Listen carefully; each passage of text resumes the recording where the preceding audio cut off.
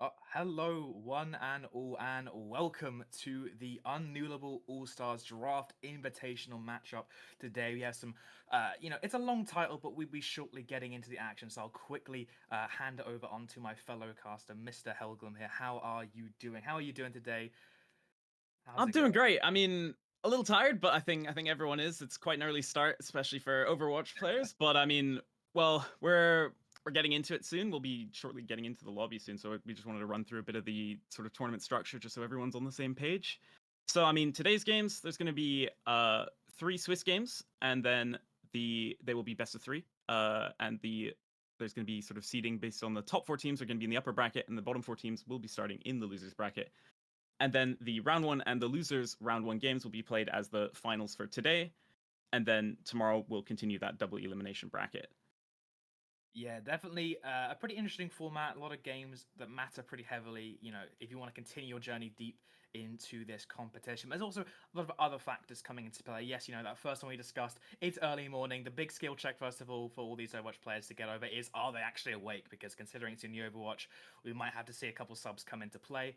But also, like we said, it's in the name, Draft Invitational. This is the result. All these teams have been the culmination of a previous stream. I think a couple weekends ago, with the lovely Egda Inspection also will be joining us on this stream, or taking over the stream in a bit. But they were given a budget, the captains of these teams. I think it depended between like 1 million and 800K, depending on the captain's rank. And then there was a bidding war for every single player. I think that's a pretty interesting result overall because, a lot of different strategies coming up, people blowing all their money on the big guns, people trying to spread it out a bit more. But that has resulted in all the teams we will see today and tomorrow. But hopefully we can have a look at some of those teams and kind of see the names associated with those numbers in a moment. The teams we have coming up for us today, I believe, are Team Alf and Team Yukino, and there are Team Alf. I think predicted top six. I'm not sure that there's no official seeding. This is the unofficial new TMZ ranking in sixth place. But what are your thoughts on some of these players, Helglum? I mean, they have some really good players. I mean, of course, you have to look at Envy, you have to look at Rene, both incredible players. And then, of course, you've got, I mean, some pretty good pickups for actually quite a low price. I mean, you got Sneaky Squid, you got Derpy Jake, and Blaze. All pretty good players. I think there's a really good balance here. I mean, you've got Rene who can play pretty much any tank, so you've got really flexible tank. You've got a good main support, you got a good flex support, and you have 3 DPS, so you really can kind of pick and choose what fits you on that map. So should be pretty good team, honestly.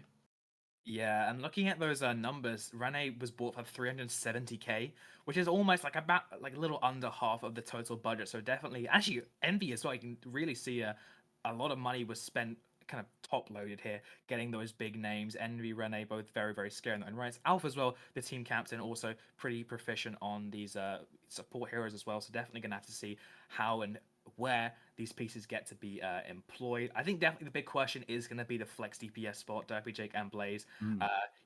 There's a bit of a gap there in terms of the ranks, but of course, rank is not everything. They could definitely be a bit of a surprise factor there, but I think eyes are going to be on them to see if they can step up, but also on Rene to continue that kind of notorious level of leadership that we've heard all so much about. But that is our first team in the lineup, and we have, of course, our second team, Team Yukino. There's the man himself, GM4, main support player. Been a lot of prestigious teams in the past, and his partner in crime on the support line is going to be Finn for today. Another really good pick. I mean, Finn, I mean, a lot of the Oxford players, there's a reason they are one of those top 3 teams, and Finn is absolutely one of the main reasons for that. As well as that, you have Azo, who is arguably probably one of the best tanks in this entire tournament. Yes, maybe a Queen one trick, but I think they can make that work. As well as that, they've got Chief, who's a newcomer this year, but is a really, really, really incredible flex DPS. And you've got 2 hit scans, so I mean, if one's not working, you can swap it out for the other. But it's a really strong team. Both teams are. It's going to be really interesting to see how the matchups go. I mean, Rene into Azo, it's going to be a bit tougher in the tank matchup, but I think they might be able to pull through in the DPS lineup potentially, and they might be able to turn the tides in that way. Yeah.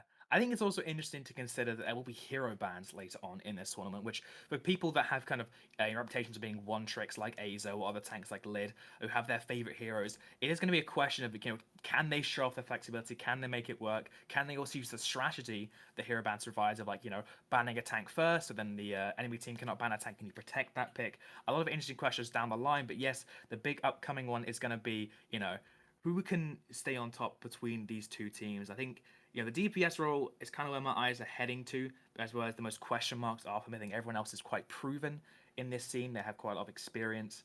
I think Azo as well might be what gives Team Yuki, if I had to do like a little prediction, the edge, because their queen, it's devastating. It's really, really a force of nature that you do not want to be trying to get in the path of. So I think if I had to make a prediction, I believe this is a best of three. If I have It to, is, yeah. honestly, it's a best of three. I think I'd probably give this 2-1 to the side of Team Yuki. But what are your thoughts on it, Helgrim? I would agree. I think Team Yuki is looking a little bit more favorably here. But then again, you also have to think about the map selection. If you're playing a Queen comp, you're playing Rush, you kind of are a bit limited on some of the maps. Say for example, if Watchpoint Gibraltar comes out, all of a sudden that's going to be quite a tough map for a Queen on. Although it is possible that Azo can flex onto the Diva, but we'll just have to see, honestly. Yeah, I think it is going to be, Team Yuki have more of their style kind of lined out for them already, like some of that Rush style, whilst Team Alpha, I think, have a bit more flexibility in their midst. So I think it is going to rely on some big kind of performances. I'm also not entirely sure what this team, sounds like in the sense of what are they actually going to be pulling through in terms of communications and leaderships. I'd imagine the Azo, typically that is the tank's role. I think you can also be quite a yapper at times when needed. But I think there's Yeah, less of a clear-cut leader than there is with Team Elf. that is true. I think there's just a lot of very sort of I'd say powerful and how do you put it? People who like to take charge on this team. I mean, Azo, of course, as you said, Yukino. I'm pretty certain, from my recollection, Chief is also pretty good at calming and trying to control fights. So there might be a few too many chefs in the kitchen here, but we'll honestly just have to see. It might be that they've kind of worked through that and have ended up making it work. I know that a few of the teams have scrimmed. I'm not quite certain if either of these two teams have scrimmed, but it should be interesting to see for sure. Yeah. Uh, I think that I've seen. I know a couple of teams have been scrimming, and I'm not sure these two teams have. But people are pretty invested in this. There's not a prize pool on the line, but there is something a lot more valuable to these UK Overwatch players, which is their lovely, lovely ego. They need to make sure that they have that in check. And no, unfortunately, we will not be getting to see beginner tank versus beginner tank in our game. I It is mean, it might be some looking would say like it's that. accurate. Yeah, some would say I it's. feel like that might be a bit of an insult to Rene and Aso here, but I I mean, mean, we'll just have to see. these beginner tanks, they bring fresh ideas, let's say, to the They lobby. do, they Uh, do. I mean, I've yet to see anyone make the same kinds of plays as hmm. the beginner bots have. And honestly, sometimes I think I honestly question whether they would be they would be better than some of the players in this tournament. Be quite interesting to see. I'm making claims that are definitely not backed up. I But mean, it's all right. We'll hopefully be getting into the map soon. Do we know what map it is first? I believe there's a map ban system going on. I think we're still waiting on that, unfortunately. It's a big, it's a big important decision because it really does set the tempo. I think momentum in these kind of shorter-ish series, considering it's a best of three, is very important. You can see Mm, the complaints of some Watch players. This is an unnatural habitat for a lot of them getting up early into the morning. So it's definitely going to be, I think, a little bit of a burden on some of them, but hopefully they can pull through and still show us off, their full potential. I think that is something we should discuss a bit. Is with this tournament we do kind of get to see a lot of the restrictions kind of taken away in mm. how we can see all these different watch players that have shined individually on their teams, or kind of push their team's success. But now it's a lot more. You can really see their impact because they've been chosen, they've been fought for, they've been bidded over, and now it's kind of that restriction is gone. You can really see the level of play they can bring without the regular uni system. But of course, there is that additional now caveat of it, the draft system being in place. So I think it's very interesting. It kind of is still reflective of often uni teams with a bit of power balance between the sides of the roster. But overall, it's pretty nice to see a lot of these teams come together because you just wouldn't under normal circumstances.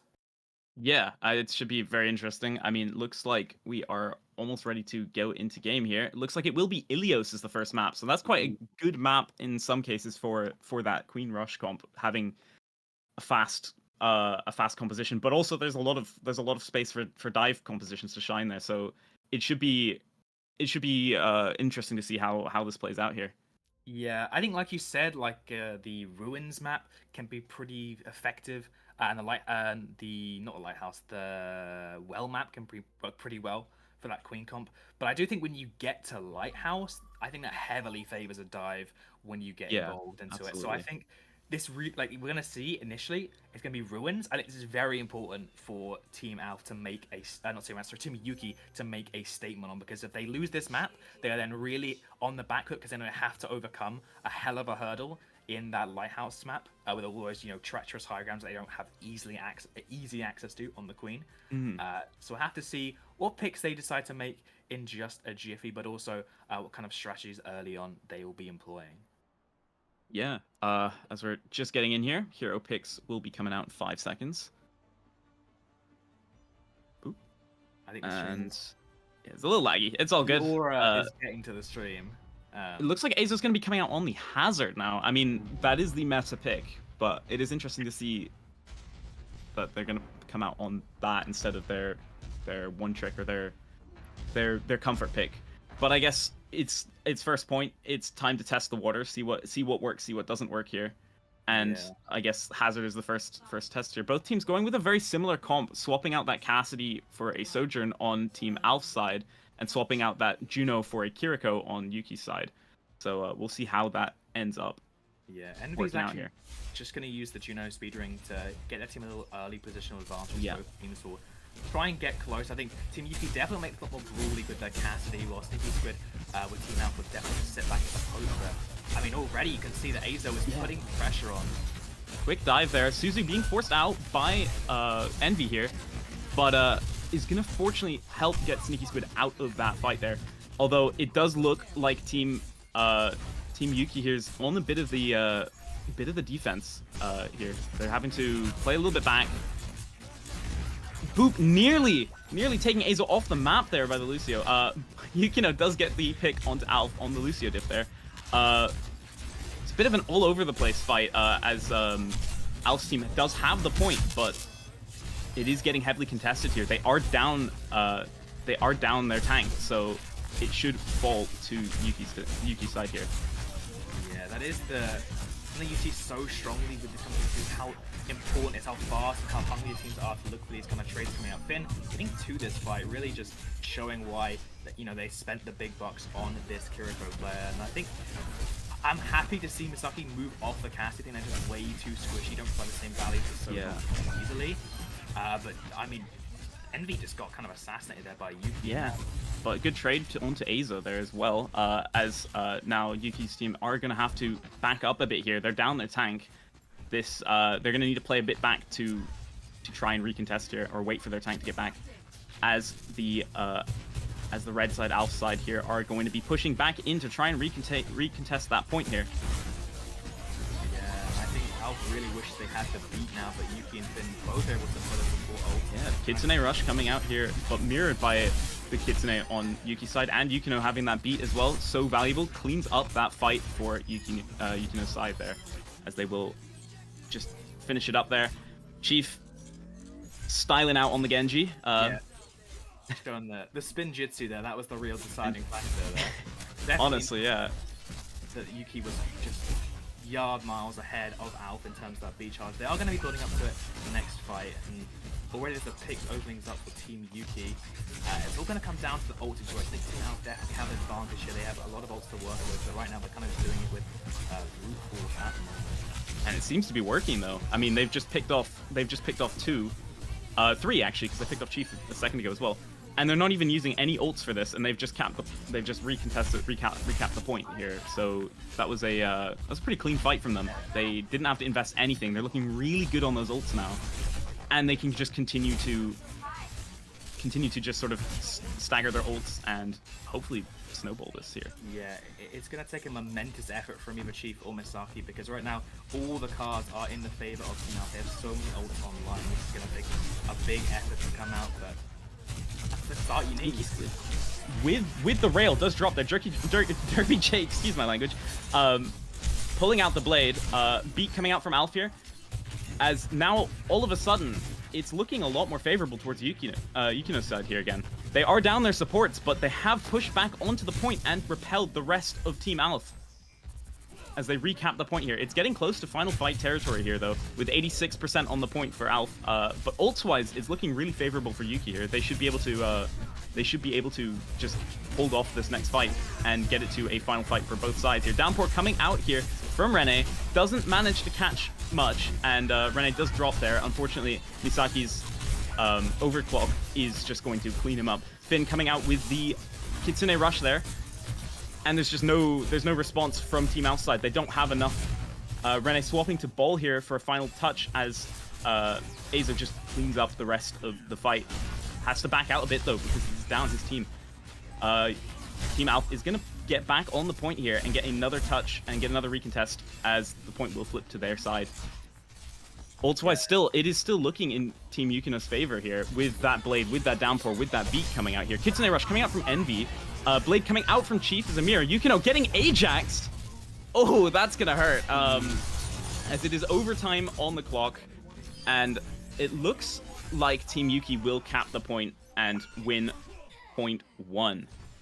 Yeah, I mean, that was a scrappy one. I think a lot of it came down to just big plays coming out from both sides. I think Derpy Jake actually found a lot of opening kills there that really opened it up, the field a lot more. Because like we said, all situations at points felt like they were just so dominant, like they were the dominoes tipping over, toppling over, towering, to give one team the lead. But all of a sudden, both teams had a big effort. I think big hero plays coming out from both Derpy Jake and also Azo and Chief there to really make the ults kind of the secondary factor. They just made their own neutral fight for their own kind of individual impact. The big one. Absolutely.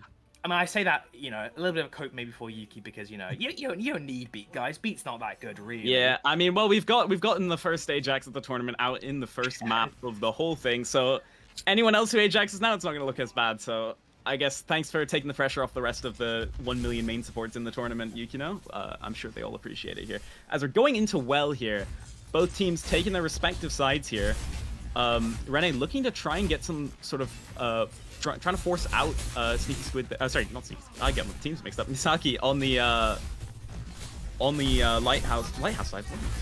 I'm all over the place today. On the inside side of stuff here. Both sides just kind of exchanging blows. No one really actually getting into picks here. Derpy Jake does drop to Misaki here, taking that high ground and using it to the best of their ability. Finn drops as a trade. Both teams just sort of poking each other out here, as Alf does have the point on their side here, so they're not really too pressured about trying to force anyone out here. They're just letting time tick for them as they have already lost a few of their players. Misaki does drop to Alf there, as it looks like Team Alf will just maintain their point and win that fight. Yeah, I mean, props to Misaki there, trying to make a name for themselves there, but that name was more looking like Batman when there was kind of cheeky high ground position. They got that first blow, but like you said, everything is just all over the place with this comp. There's so many trades, so many risk of just big hero plays coming out from these individual players. And right now, Envy, though, already has a rush online so fast as she built up to it. Yeah, and it is looking like they're going to try and make the most out of it. Misaki does drop there to Sneaky Squid. Yukino following up. As Rene is very far in a little bit of trouble here. That Hazard Wall just really zoning him out there as they will successfully get out though.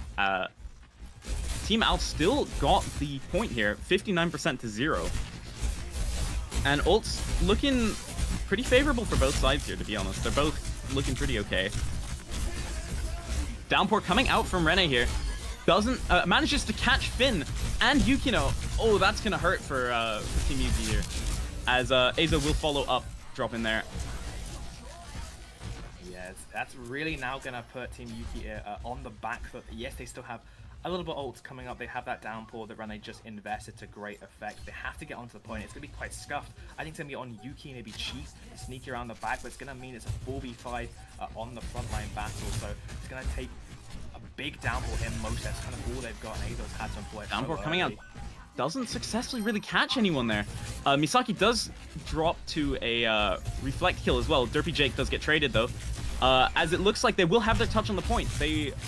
Sneaky Squid in a little bit of trouble here. Yukino does drop as well. Alf does get traded as well. So it's a 4v4. Envy popping that Kitsune rush there.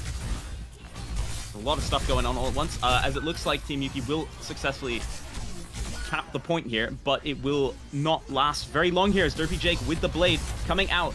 The beat from Alf the beat from Yukino just trying to keep everyone alive here, as it does look like Misaki will drop to Rene here. I mean, yeah, now Yuki already just buying for every single last breath they can. Finn is building up to a king rush as fast as possible. Putting it all on Chief's blade when they get back into it. Let's come through overtime. Here it comes. Blade gets one. Kitsune, Suzu, his force there, as Chief will unfortunately drop as well. It's really not looking good for Team Yuki here, as the rest of the team will just be cleaned up. Overtime on the clock. Misaki, the last one to be able to touch here, is able to get one, but that's all, as it looks like Team Alf will secure round 2 of Ilios. Envy, I think, really stepped up that match. Yeah. Like, she was hitting so many headshots. They made it so scrappy, especially that like kind of final fight. They really blended together. You saw the overtime flip, but like into that whole kind of last section, she was making it so chaotic. Because Team Yuki, it really looked like they were trying to get things back under control, get back in them swing of things, get back in momentum. But that's the map when you need. Because now looking at these high grounds, you know, I think that Aza really would prefer to play the queen here. I think that Rene has been showing a higher level of proficiency on this hazard. Still, Aza, you know, has been performing. It's still hazard at the end of the day. But Rene has consistently been finding the value that I don't think Aza has been able to just yet. And maybe this comes down to a team thing, just setting up Mizaki and Chief a little bit better. But at the moment, Rene, I think, Rene and Co have a lot of confidence coming into this Lighthouse map here. Absolutely. Because it looks like both sides are going to play on the left side of the map here a bit, trying to get a little bit of poking, getting a little trade in.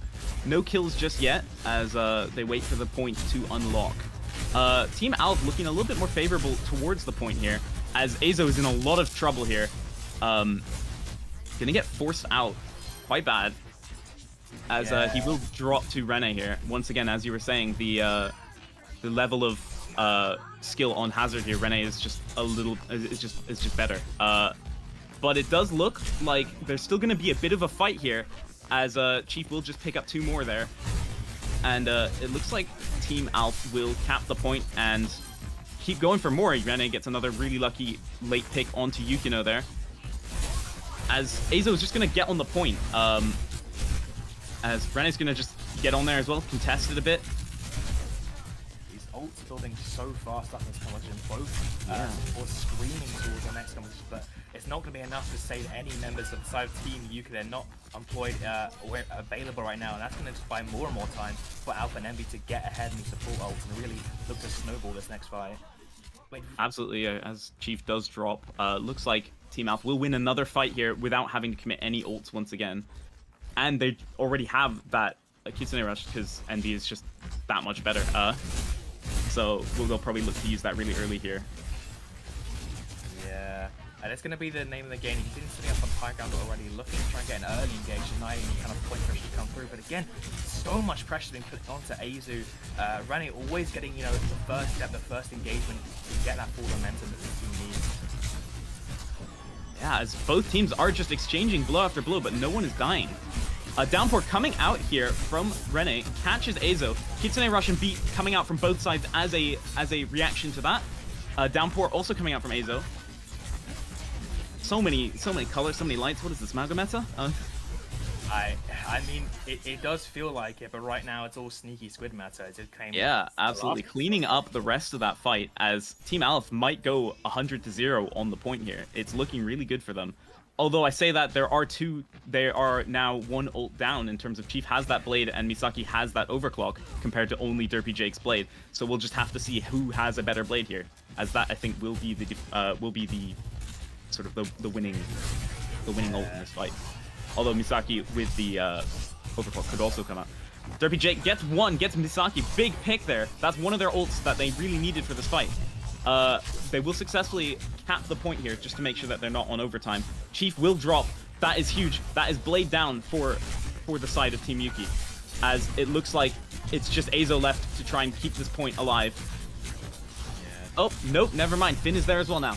There's two of them. Derpy Jake does drop to Finn. Azo does drop to Rene, though, and it doesn't look like they're going to be able to do much here to stop it. Might be one more touch coming in here, but it's just a losing fight here, as it looks like Team Alf will take map 1. Yeah, Rene just a guillotine against Team Yuki at the moment, just finding pick after pick after pick. You know, I talked about being on the front foot, but at the moment we can see that you know, Azo gets the play of the game, but is constantly getting stepped up to by Rene. Rene always slashing, dashing at this enemy Hazard, because yes, you know, the block is incredibly strong.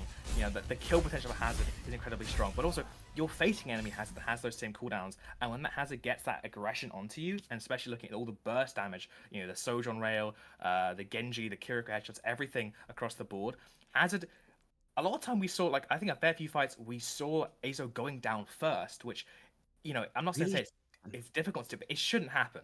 It really shouldn't happen. You have all the kind of tools and kits, but the way that, you know, that Rene is engineering these fights to be so aggressive, to be always, you know, target focused, shooting the Hazard whenever you can, even though you're going to, you know, don't shoot tank, you know, it doesn't make any sense.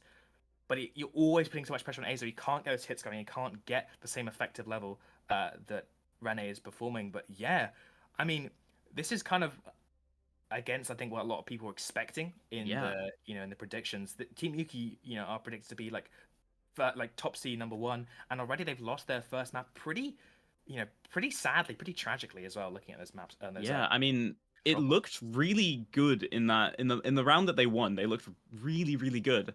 But then in the rest of those rounds, it was just a domination. Rene absolutely diffing Azo, and Envy just being incredible in all ways. And as well as that, the DPS as well, we have to point out, Sneaky Squid and Derpy Jake were getting so many picks with their ults. I mean, those blades were just on a different level to Chiefs here.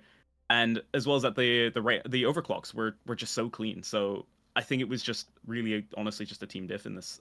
We'll have to see if it was just maybe just a bad map or a bad game for them. I'm not sure whose pick it was that picked Ilios, but it's definitely going to be in the favor of Team Yuki here with this next map, because it is their pick.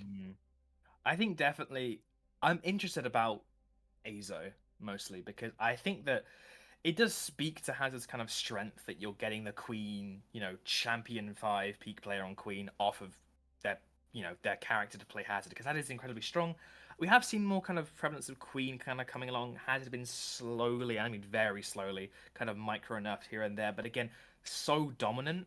And I think, you know, it kind of might be a testament to the map, because, you know, you know, there are a lot of high ground still on Ilios. So I think if it is, like we said, like we predict, Team Yuki's pick, I hope we get to see that Queen come out. Also because I'm kind of sick of seeing Hazard. It's all over the place. There's so many trades everywhere through.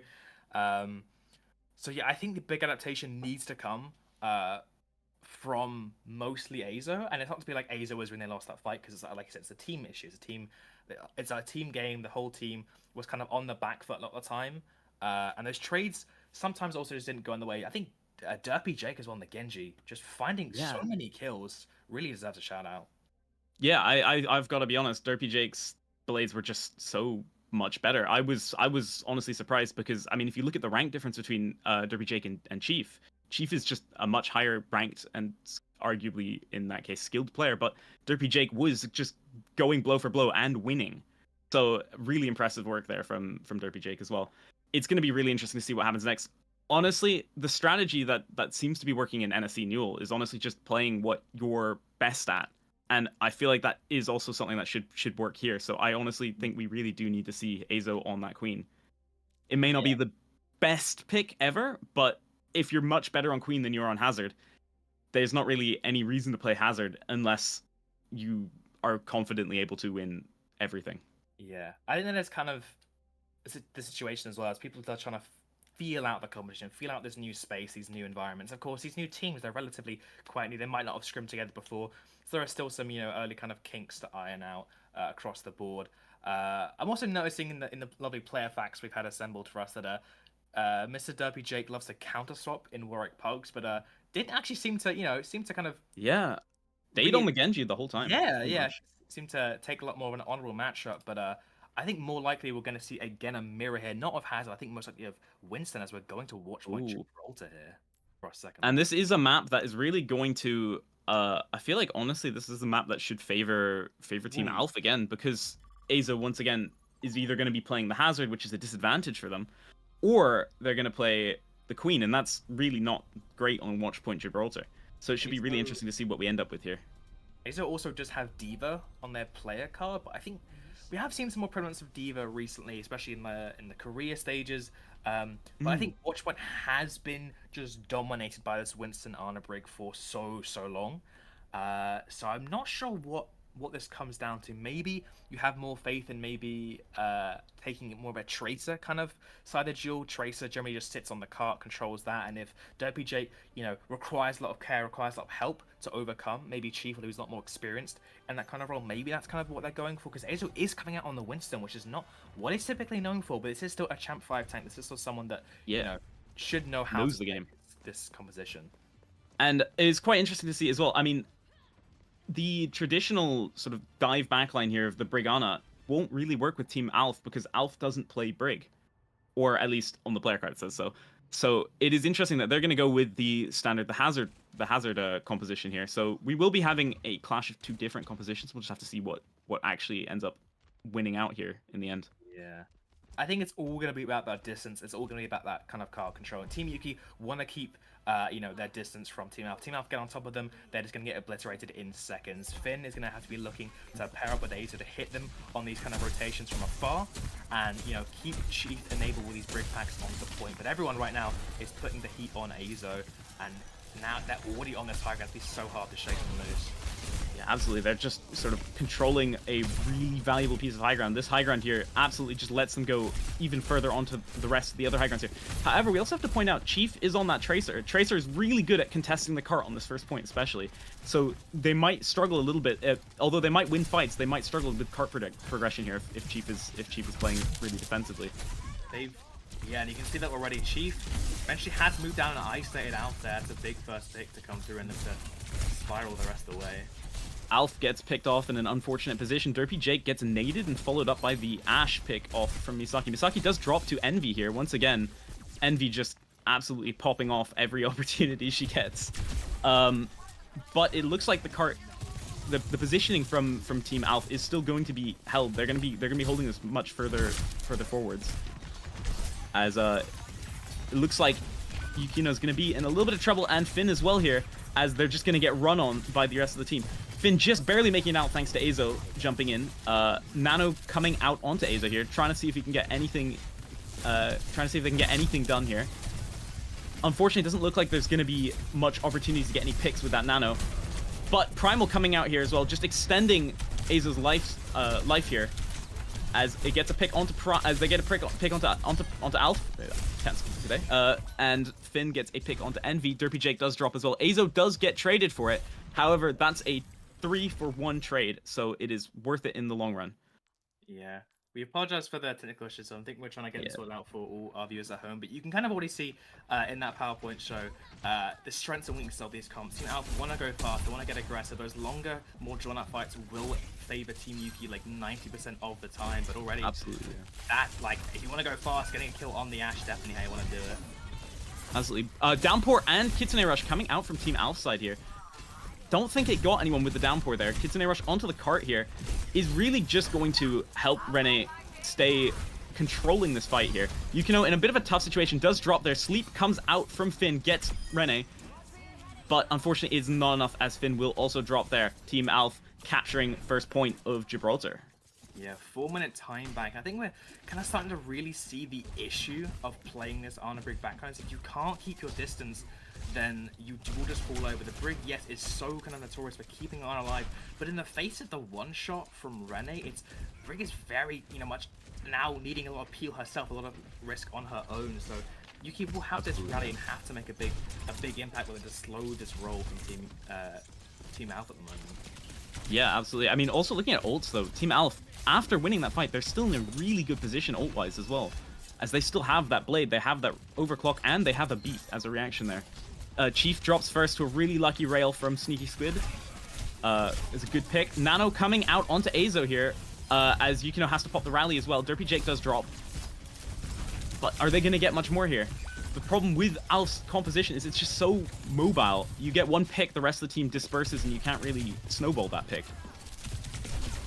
Yeah, you can see this. The fight has just kept on rolling. The time bank has been done down by a minute. The Team Yuki will have to really rely on this Primal to do a lot more than that. And it's so close already. Kitsune Rush. Coming out from Envy, Kitsune Rush. Primal coming out from Azo here. Is it going to get anything, or is it just going to help Azo stay alive a bit longer? It looks like it's just going to help that. Derpy Jake coming out with the blade, followed up with the combination with Rene's downpour. Gets 2. Backline is demolished for Team Yuki here. That's going to be tough. Azo and Chief also dropping there. It's just Misaki left, not going to be able to touch, as they will cap second point here. Still preserving that overclock.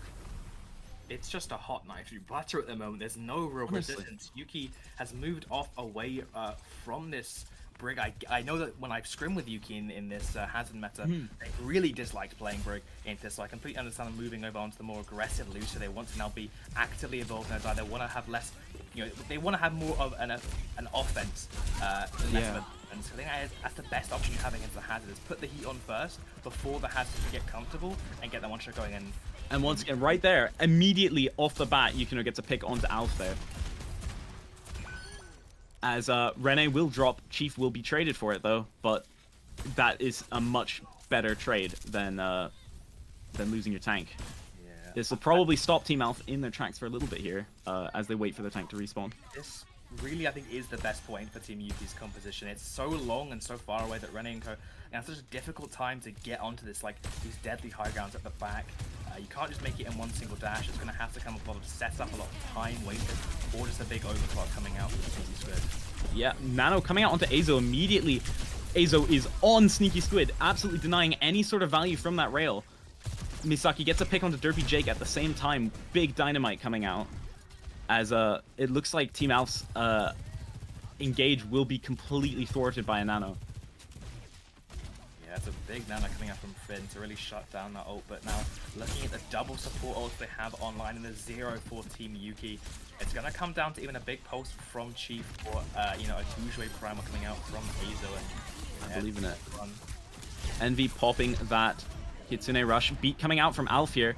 Doesn't get Rene, but gets everyone else on the side here. Azo drops, Yukino is down, Chief is down. It's just Misaki and Finn left, and they're going to have to be in a good position here to try and get a recontest. Rene gets slept while trying to hold one of the spawn doors here. Is maybe in a little bit of trouble here, but is actually just completely fine because the whole team is right there. Azo getting onto the point, just trying to hold it off.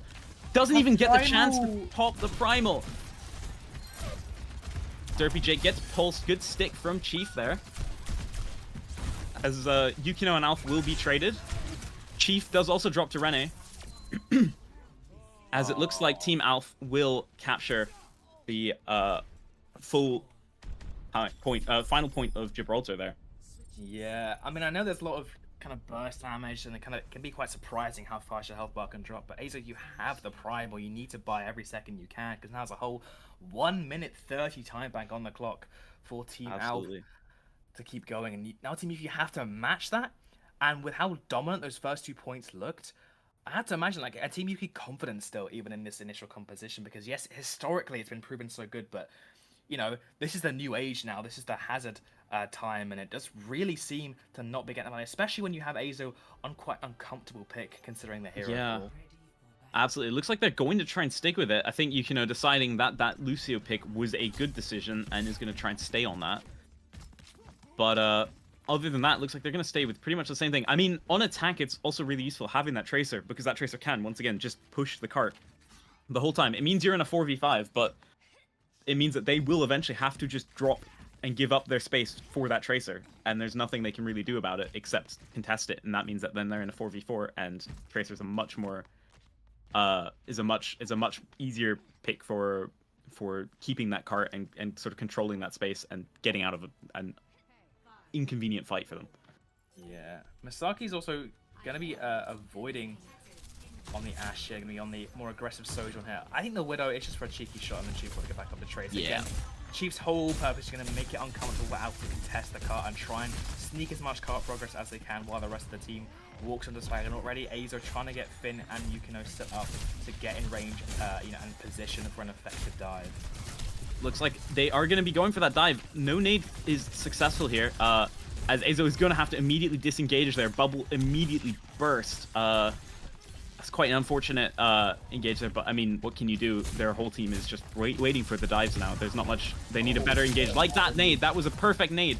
Unfortunately, they just retreat back, and that hazard wall just zones out Azo from getting any of those kills. I mean, the Chief has put so much legwork in the cart already, so far forward, and now, even without a single pick coming through, Team Yuki have taken this high ground because Team Alpha just have to come and contest the cart there. They have to respect the cart pressure, and I mean, it's going to continue going. Chief is just going to continue being on that cart until either he dies or they cap the point, and I don't think there's going to be much opportunity here for Team Yuki, Team Alpha to hold these high grounds for much longer if Chief is just going to continue pressuring the cart here. Looking really good. It looks like 1 second. It looks like they will full cap first point. What am I talking about? And Rene will drop. So not a bad fight for them, as they had not invested a single ult into capping first point. Yeah, a bigger time bank as well by a minute, but you can see that Rene really wished he was 2 places at once because he does not want to have to go mark the Tracer. And the time he's marking the Tracer, Misaki just has free reign to shoot all the fish in the barrel that are his team. Another big nade coming out though. Big nades coming out left and right from Finn. Also followed up with a big nano to help Azo clean up the kills. That's 3 down. Team Yuki will have won this fight with only 1 ult and a really well-placed nade from Finn. Once again, kind of showing why Finn was such a good pick for that cost. I mean, I think that's justifying the 290,000 pound cost right there. But Azo's going to try and hold that really close. Misaki gets a lucky headshot rail onto Alf. That's beat down. Envy pops the Kitsune rush here. Primal and Overclock coming out from Team Yuki's side here. Chief does drop for it, but the zoning from the Primal and the Overclock are just going to be a lot here, as it's going to get down to final fight to cap. No, it doesn't look like Team Alpha can even touch. So Team Yuki with really good amount of time. 5 minutes is a huge amount of time for this final point here. They can take their time now, build those ults, and really just absolutely decimate Team Alpha on this final fight here. They're looking so much better on attack. It's going to do great views on YouTube because right now it's just one of those like 1,000-degree knife versus hot butter. Like on both sides, both these attacks have just been, steamrolling on through. Team Yuki doing such a good job of pushing the cart and stuffing those kind of chokes. But now again, it's kind of the reverse. This third point can really be so treacherous with all these high grounds. Rene finally finding an opening pick here as well to kind of slow things down. But you can look. This ult fight, I think it's going to be crucial here. Double support ult for Team Yuki versus the 3 scattered across the board from Team Al. Absolutely. I mean, no one is really dying right now, but there's a lot of big zoning here. Big sleep coming out once again from Finn onto Sneaky Squid. Isn't going to get much follow-up, but Derpy Jake does get picked off, probably because of the fact that that Misaki could peek that angle without having to deal with Sneaky Squid. Beat coming out here from Alf. Nano coming out onto Azo from Finn here. As a good counter. Doesn't look like much is going to happen. Both ults have been forced out now, though. Team Alf having a lot more ults here are going to look a lot more comfortable going into this fight here. Downpour coming out from Rene, catches 3. I think Yukino dies in beats, does successfully get it off, though. Envy has popped the Kitsune Rush and has unfortunately died, though. But she still successfully got the Kitsune Rush off. Very messy fight, but it looks like Team Alpha has almost won that, although Azo is coming back with that Primal now. Alpha's so low as well. I'm not sure if it's confirmed. I think he has to just get out, but I mean that's pretty instrumental. They basically stuffed the entire Team Alpha back in the locker that is their spawn room, and now they're so Derpy Jake coming out with another big blade here, surely. Never mind. Unfortunately, the peel from the supports there on Team Yuki was just too much, and Jake was not able to get a good ult off. Sneaky Squid with an overclock now. Finn popping another nano onto Azo. Azo just jumping immediately on to Sneaky Squid and absolutely denying that ultimate, as it looks like they're going to cap with almost 3 minutes potentially here. It looks like it. Yeah, 3 minutes on the clock, double the amount of time. That was so much better than their defense. It's kind of ironic because, you know, when we were talking at the start of the stream about how we were worried about Team Yuki's ability to play this kind of more dive-oriented map, but hey, they've really made us eat our words here. They looked so good there. Azo on the Winston constantly pressuring, splitting that backline. The nanos, the nades from Finn, they all played such a good job of, especially when they had the early space from those big initial picks, or when Chief kind of fought, like, you know, basically use a little bit of a trickery and mind control to get people to come and contest him on the point, because, you know, they can't realistically just send down one person to get him. They have to send you know, a whole team effort, a whole squad to hunt him down. They're just so good at just stuffing into these chokes and not letting them walk through. I mean, yeah, we've just seen everyone on Team Yuki just shine this match. I mean, Finn hitting some crazy sleeps, crazy nades, great nanos. Azo just taking infinite space. I mean, Chief with also a lot of space taken and just constantly pressuring the cart, keeping Team Al's attention completely split. Misaki getting some really clean, lucky rails. And Yukino swapping to that Lucio, I think, really was a significant change to the team. It was a much more aggressive position. It made them play much more aggressively, and it meant that I think that Yukino wasn't just stuck back on break, sitting back with Finn, and let Finn play, I think, a bit more sort of risky as well, because it wasn't just Finn. It was just Finn, not Finn and Yukino both playing together. So it allowed them to play a bit more split. And you also, you know, that speed is often a little bit times more valuable than actual packs, so lets you get away from the hazards effects of random packs. We'll just try and sustain you through it. It's gonna be interesting though, because now Yukino is again on the Lucio, but on the defense, so how aggressive he can be is yet to be told. But I mean, that's pretty aggressive from Azo. Yeah, Sneaky Squid getting really early pick, but and it looks like Derpy Jake will be followed up. Azo just cleaning up the DPS lineup for Team Alf, and it's gonna force Rene back out, and also Finn could be in a little bit of trouble here.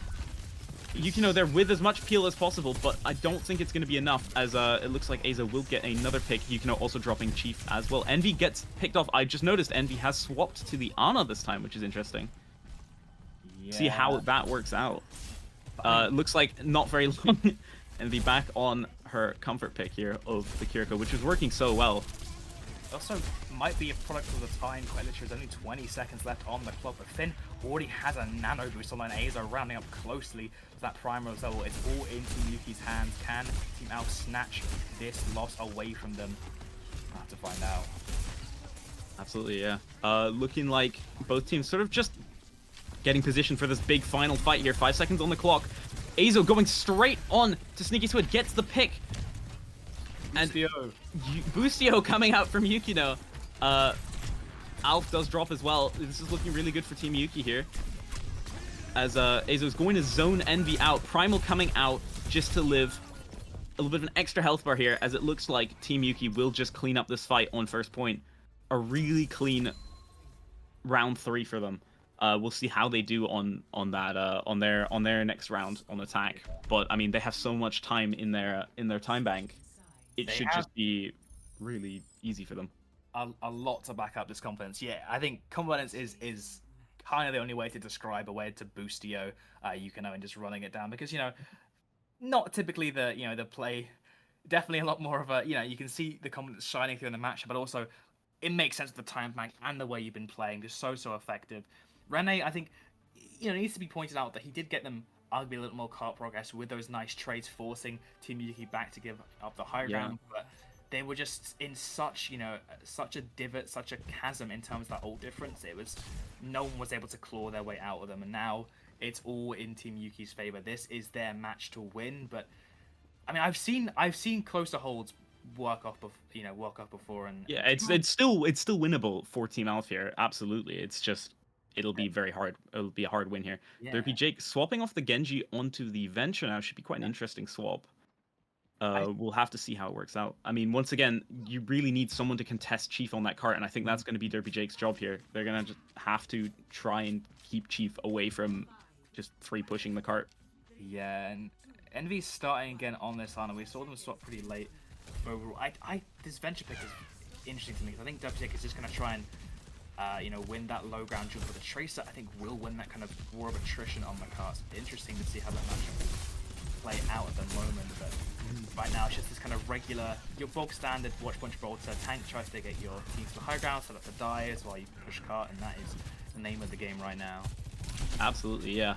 It looks like both sides are just kind of just doing a little bit of poking. Azo gets a pick on the Sneaky Squid and Envy as well, but Misaki and Finn both get traded, so both teams are down there, Ana and Sojourn here.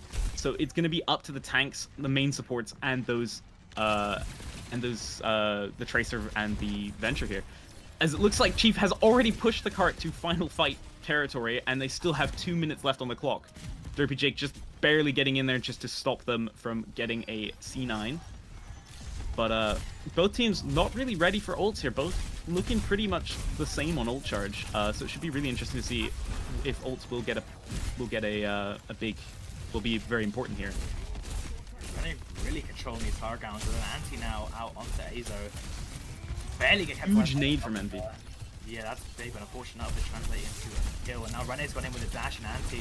Surely that dispels the doom in his eyes, but no, able to get out. Nice peel again from Envy. Good use of that hazard wall as well, using it not just as a way to zone others, but also to protect yourself here. Ults now looking like Team Alpha is going to be the first ones to get the ults coming out. Rene getting nanoed by Envy here. Gonna see what that does. Downpour coming out, catches 3. Finn in a bit of trouble here, gets dropped, but can Rene even make it out alive? Only just barely. Alf will get traded for it, however. I mean, you can, I think, Finn would win now. Yeah, now it's looking really good for Team Yuki here, with multiple ults on the table, as Azo is just jumping around, cleaning up the entirety of Team Alf, and there's no one to contest. Derpy Jake, final person left to hold off this attack. Unfortunately, does not make it out. Chief gets a good pulse onto Alf as well, as the primal from Azo here, just to zone Envy off the cart, as they will cap and get map 2. Team Yuki will be winning map 2 here. So it is 1-1. Yeah. And so it is match point now for both sides. Like, the silent war, we're not so silent, you did yap about it quite a lot, and he's going to play the game. Chief, just really pushing that cart so much. I would have loved to seen a Tracer come out from someone on Team Alpha, because they are just unmatched for a reason. I mean, yeah, looking at that, the mechanics as well on this guy, it's just a delight to witness. Well, I mean, it's a nightmare, more accurately, for the opposing team. Even we saw that last fight there, like, Envy was so aware with that nano boost, with that, that LOS, to keep Rene in the fight, to keep them alive. But because Rene had to go so deep, and because, everyone else was so preoccupied with contesting the cart, Derpy Jake was not there to follow up.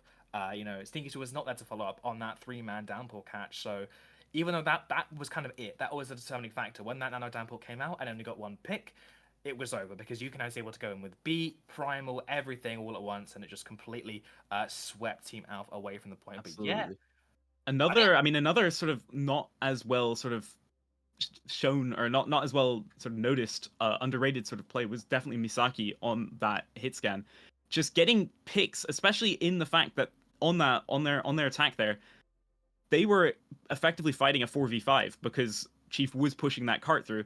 Getting those picks that Misaki did get was just so invaluable to allowing Azo to just take so much more space and allowing Chief to just have freedom to push that cart.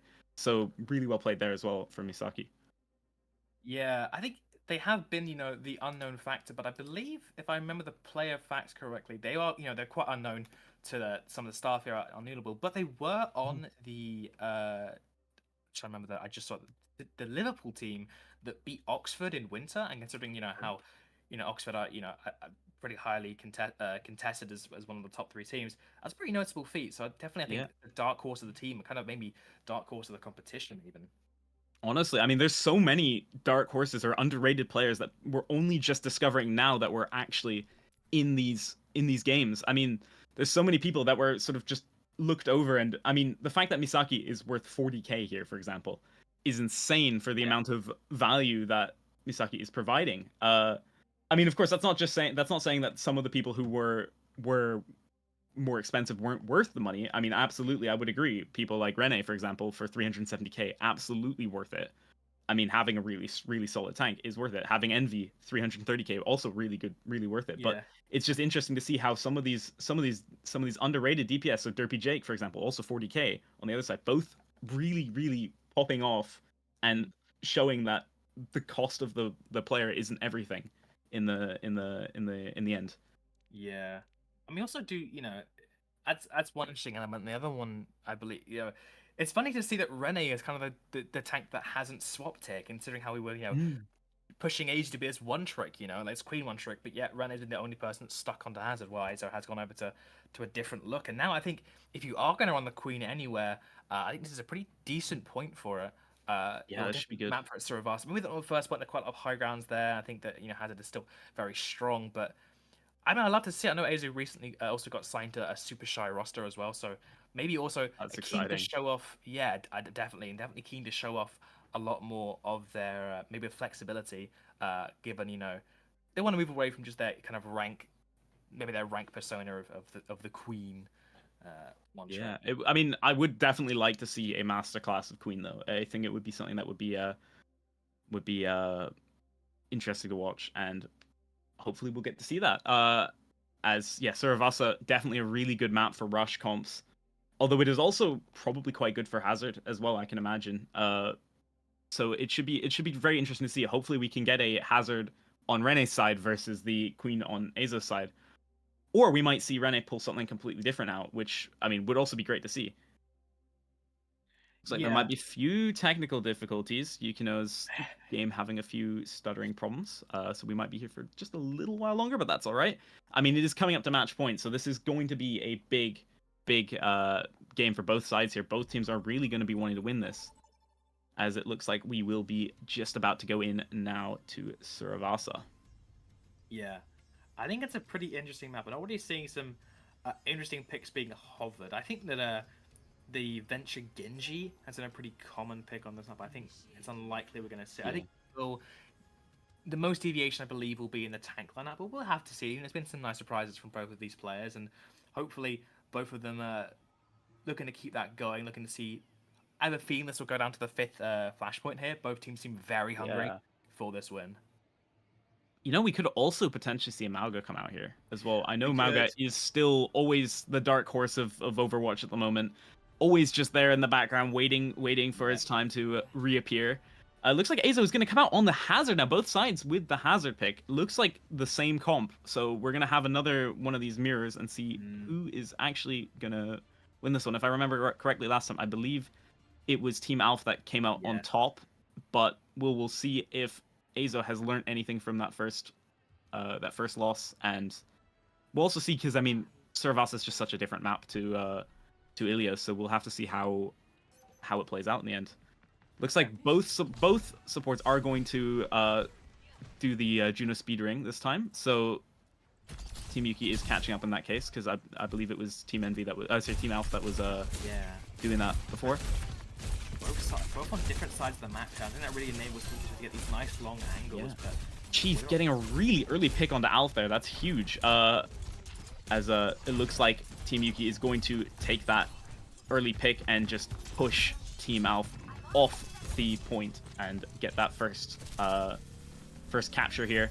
Get that clock ticking towards their side, which is what you absolutely really want on this point. I mean, all the points. It's just you need a lot of you just want to get the clock ticking your way. Misaki getting picked off here by Envy. Once again, really great picks from the Kiriko. Thief gets picked off as well by Rene.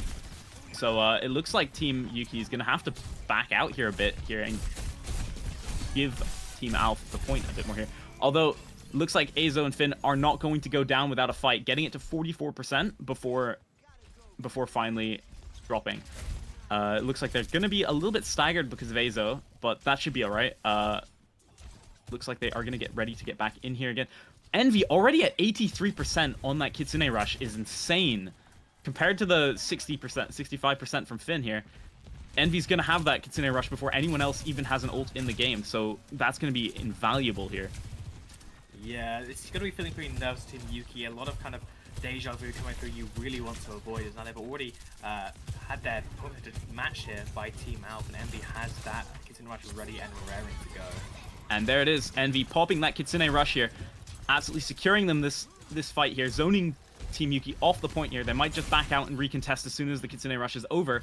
But now Finn does also have a Kitsune Rush ready and can now mirror with that. Coming out, yep, Finn popping that Kitsune Rush here.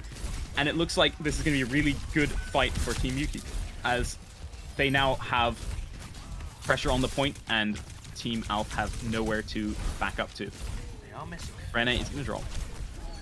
Which means Yuki has to invest the beat there because everyone was so low and not able to get stopped by that Kiriko. But Alf also has to invest a beat here. Envy drops. Derpy Jake is also down here. Team Yuki looking really good for this fight here, as they have captured, again, 56% on the clock to 99%. This is final fight for this point here. Coming up, Sneaky Squid with the Sneaky Squid, Derpy Jake, and Rene all with their ults. Also, same amount of ult charge on Team Yuki side. So we've got mirrored ults. So we'll see how it depends how they use them here. So we'll just have to see. Looks like Blade coming out from Chief, gets a pick on the Sneaky Squid, one of the ones you want to get. Gets a pick on the Derpy Jake as well. Huge picks. Misaki drops as a trade, but Chief pulling out an incredible Blade there. Alf also going down, as it looks like Team Yuki will cap first point there. Really good Blade from Chief there, picking the right target. Sneaky Squid and Derpy Jake, that's denying 2 of the 3 ults that they had available at their disposal, and just securing that they will win that fight there. It does mean now that Team Alpha is looking much more favorable for this next fight with those 3 ults compared to Misaki's overclock on Team Yuki's side here. So it should be interesting to see how they use those, hopefully sparingly. It looks like Azo is just going to get inside the entire enemy team here. 2 go down. Chief dies though from Team Yuki's side. As it looks like no ults are going to be committed by Team Alpha. As it looks like they will just lose that fight, and Team Yuki will just get the first cap onto the point here. This is very worrying for Team Alpha. They need to get in positions to use their ultimates. The plan, you kind of see like into the mind of these players. They want to get these ults on, they want to get planning, but Team Yuki are going so aggressively so early. They've now bought themselves so much time to now have their own cover ults to really match that of Team Alpha. Yes, Team Alpha have 4 on the horizon, but Team Yuki are looking to just fully disengage this first up, but no, Yuki gets... Yeah, Envy popping that Kitsune Rush really early there, forcing Team Yuki to back up to point a bit here. But it looks like they're just going to give Team Alpha the point for that Kitsune Rush here, which is fair enough. They respect the space, and Misaki was already dead. Azo also dropping there as well. It looks like it will be a fight win for Team Alpha here. Although, yeah, and it looks like the rest of Team Yuki is just going to get cleaned up here. Just barely making it out on 7 HP. Finn TP's out to Chief here, as they're going to have to just wait for the rest of their team to group up and recontest. Now, it is looking like a 4 versus 4 in terms of ults here, but it is a Blade on Team Alpha's side in comparison to a Kitsune Rush, which is coming out now from Finn here. Is going to really put a lot of pressure on the Rene there. Rene drops really early. Alf getting cleaned up as well. This is a good fight for Team Yuki. They will get another pick there. Finn gets traded, but Derpy Jake and Envy also drop, ensuring that they will get another capture onto the point here. 74% to 40% on the clock. Team Alpha looking like this will be their final fight for the point. But they are looking really good with those 4 ults still. I mean, it's 4-4, but I think they might be able to make something happen here. I think they're happy to probably invest a few more ults. Rail coming, overclock coming out from Sneaky Squid here. Downpour coming out from both sides. Overclock also coming out from Misaki here. Yukino popping the beat, Alf popping the beat. Everyone's popping every single ult. All the ults are coming out. This is a 4-8 ult fight. As barely anyone actually ties to it. As Chief gets 1, but it looks like Team Yuki will just clean up that fight. And sorry, no, Team Alpha will clean up that fight. I don't know what I'm talking about. As it looks like it will be probably a point to Team Alpha here, unless they can touch last second, but it doesn't look like it's going to be possible. Misaki getting a really early... Oh, sorry, Yukino has gotten a touch here. But Misaki did drop really early there. Yukino also now dying. It's not really going to be feasible for them to win this fight now. They're down so many players. But I think it looks like they're going to just try. Envy really low, has to TP out.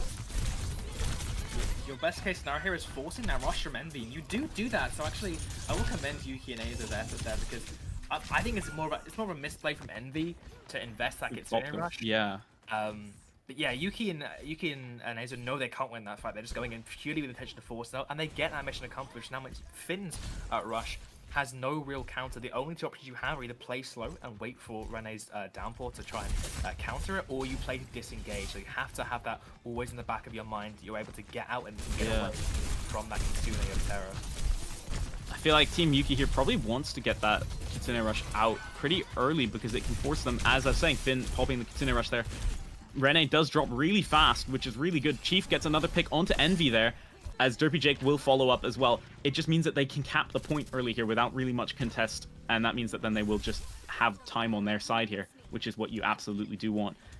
Both sides have their downpour ready, although Team Alpha does also have that beat coming up, and that rail, or that overclock coming up, so it should be quite a good fight for them here, hopefully. That beat does get the pressure off of Rene's Suzu, because right now the only thing stopping Rene's downfall is that Suzu offensive. If they get too much pressure put on them early, where Ezo goes in too deep, then it's all going to be on that cleanse that comes through. But no, the initial hit. But Alf drops early, and Ezo pops that downpour and catches Rene in it here. Rene in a lot of trouble, goes down as well. It's just Derpy Jake left. And it doesn't look like Derpy Jake is going to be able to make much happen there, as that is 60% on the clock 2-0. Looks like they're in a really good spot here. They've got that beat coming up, they've got that blade, and they've got that overclock coming up here. Meanwhile, there is still a lot of ults coming up on Team Alp's side as well, though. So they have a lot of tools in the toolbox. How are they going to use them here is the question. Try to take an early fight there to get out ult. Downpour and overclock and beat coming out from outside here. Well, beat coming out from Yukino as a mirror here. Misaki drops fast. But it doesn't look like much else is really going to happen here. It looks like Chief does get picked off by Derpy Jake here, and Alf gets traded for Finn as well. But it looks like Team Yuki is not going to win this one, as I guess Team Alf finally wins a point here. You've won the battle on the point, but I think you might have lost the war looking at these ult charge coming up. It's 3 ults to 2. And considering how effective Team Yuki used, like at the yarn they've really been spinning here, has just been able to go in so aggressively, have a higher tempo than Team Alpha, so the Team Alpha are not able to get those ults off comfortably. Now Team Yuki have the advantage and they just want to go in with pure brute force. Absolutely, yeah. I think a lot of the sort of approach of playing Rush that Azo's so used to with Queen is really working out well on the Hazard composition here. Envy popping that Kitsune Rush, Finn mirroring it. Overclock and Blade coming out from Yuki's side here. Gets a couple. Yuki and Finn down. Rene down. Chief, Yukino, Chief and, oh god, everyone's dying everywhere. It's just Sneaky Squid versus Azo, but Sneaky Squid will get dropped. Azo getting the capture, and that will be point 2 to Team Yuki here. Yeah. Unless they can touch last second, but it doesn't look like it's going to happen. I mean, we saw that. I think Misaki just really popped off with that overclock there, taking out Derpy Jet, bringing them so low. And now it's a third and possibly fourth final point for Team Yuki if they get this win. This is a series point as well. Absolutely, yeah. I mean, Azo is looking good with that downpour, but pops it immediately. It gets cleansed by the Suzu, but I'm not sure if using the Suzu there is going to be ideal here. Azo gets caught out by the downpour though in the mirror from Rene, and I think actually that's just a really, really simple fight one for Team Alf here. Once Azo went down, I think the rest of the team decided that's probably a good place to back out and not continue to feed the ult charge. Yeah, the better downpour coming out from the Rene. This kind of combo is always about noticing and forcing those kind of ability cooldowns that everyone Team Yuki needs to live. The cleanse, the TP, the deflect, everything. So once that's down, it's just an all-in to try and take out that target. But every time there's so many trades coming through, it's a great job from Team Alf to avoid any of that and just keep the lanterns to build up. More ults. Alf's team still looking really a lot better on the ults here. Alf and Yukino both popping their beats here. As soon as that's done, Sneaky Squid has a really great opportunity to pop that overclock. But it looks like Misaki will drop first here. Chief also getting picked. Rene gets traded for it though, so that's not ideal. But it looks like it should be okay because it's just Azo and Yukino left, and they're gonna have to back out here. 66% on the clock. This is coming to final fight here. Azo gets picked off on the way out, and as does Finn. That is huge for Team Alf. They are definitely winning this next fight here, because the rest of the team is just going to be so slow into getting onto here. Unless Yukino can work some absolute magic in stalling the point till the rest of the team can get back here, it's just not doable. Envy with that Kitsune Rush also coming back up here. I think Izzo has made it answer the point now, so now it's all about, can they get some ults on, or can they get a pick like that trying to open things up? Oh, Sneaky Squid getting a huge trade, but Alf has also dropped. They are in a little bit of trouble here. Team Yuki looking like it's a 3v2 right now. It's a 2v2 now.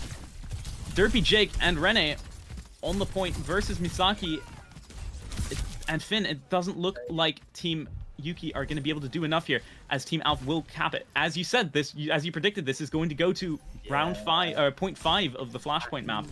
You can see that everyone was so low. Those trades are so chaotic, but that string of life that Derpy Jake was holding on to can now be the difference. And you know, if this tapestry is woven as a win or a loss for Team Alpha, now they have both these teams have similar ult situations, and it's first fight to be so crucial in City Temple given the speed of Flash. There it is. Overclock coming out here from Sneaky Squid. Rene pulling that downpour. Finn popping that Kitsune Rush. Chief dying with Blade out.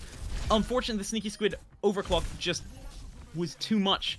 As it looks like Azo is the only one to survive from Team Yuki here, and is going to have to back out and respect that first capture from Team Alf. I was going to say as well, they did have that Kitsune Rush, which Team Alf didn't have there, but unfortunately it didn't look like it just wasn't enough compared to the Sneaky Squid rail, or overclock. As it looks like Derpy Jake still got that Blade, Misaki and Azo with the downpour and overclock respectively, and Alf coming up on another beat here soon. Blade coming out here from Derpy Jake gets one, and Finn also drops. Envy gets traded though. Chief dies as well. This is looking really good for Team Alf here, as they do clean up the rest of that team. Azo jumping off the map to ensure no staggers and to reset. Yeah, but I mean, they're just using one ult per fight, and it's working. I'm surprised Derpy Jake had any fun facts on their profile, because right now it's all serious business. This guy is just opening up every single fight exactly how you need it. There is nothing derpy about Derpy Jake right now, absolutely. Although Team Yuki does really have those ults now, but Alf coming up on that beat here. If Alf can just live. Overclock coming out from Misaki here. Is he going to get anyone? Doesn't look like there's any opportunities there. Downpour coming out, catches Rene. Beat coming out from Alf doesn't really get many people with it there. I think it just only got Envy. But Envy being able to stay alive now can pop that Kitsune Rush here. Yuki popping the beat on the side of Team Yuki here. Both teams fighting. It's a 3v5 though. It looks like this is going to Team Alf. But I say that, Rene's just popped off and cleaned up. Wait, no, that's correct. Rene's just popped off and cleaned up the rest of that fight there. As it looks like the map will go to Team Alf. And that is game 1 to Team Alf. Honestly, I'm kind of surprised. I think we all had our money on Team Yuki there, somewhat. Yeah. But I mean, Team Alf really showed how much stronger, I mean, their team was overall. I mean, I think just having a tank that can play Hazard and has and isn't just playing a character that's not their main. I think Hazard is really. I think Rene having that flexibility is really useful. Having Envy constantly getting those picks. Honestly, also just I think the DPS on both sides were just so good that it kind of cancelled out somewhat. So it was really just focusing down onto those supports and that tank, and I think that's where Team Alf shined through a lot. Yeah, I think if I had to give a match MVP, I mean Rene. It's kind of all too easy to give it to Rene. I really want to give it to Derpy Jake, I can't lie, because you know it was kind of the underdog. But I kind of agree with that. You know, I think Derpy Jake was consistently pulling out some insane blades, and I mean they were on par, if not better, than the blades by Chief, who was purchased for a way higher price of 120k versus 40. It was 3 times the price for the same, if not slightly better quality. It was 1/3 the price for about the same quality, if not even better quality of ults used. So really well played by Derpy Jake, and I absolutely would agree with that. I think great MVP there. But I mean, both teams were playing actually really exceptionally well, and I think Azo might have picked up a new hero in the pool, maybe. Yeah. We'll see. Having to go for the dark side, but it's not going to be enough. No dishonorable tactics to get you over the line here, unfortunately. So yeah, the first win on stream will go towards Team Alf, and maybe definitely disrupts a lot of people's power ranking, maybe ours, even ours our own. Absolutely, yeah. I mean, I think that might be showing that Loughborough still has some some oomph, I guess. I think they definitely still have. I mean, Derpy Jake has been on that team for quite a while. I believe that's one of the fun facts was yeah, Derpy Jake has been playing on Loughborough. Who played every role for Loughborough last season. Sorry, Wow. I misreading that, but I think, I mean, they've just both been really good. It looks like we are going to have our next match be Team AJX versus Team Knuff. So that should be a pretty interesting one. Team Knuff notoriously having all the main supports, absolutely capitalizing on as many as possible, versus Team AJX pulling out a really strong build. Honestly, I've been the longer I've been talking to some of the players and watching some of them play, the more I'm becoming a Team AJX believer in terms of things. I mean, I don't know. Can we have a look at the? I think you'll have to Oh give yes. more of that chance to even be more of an AJX fan, and hopefully bring some more along with you after our short break here. Don't go anywhere. Yeah. Maybe We'll we be grab right a snack back. actually, but we'll be back very shortly soon with that second match of today.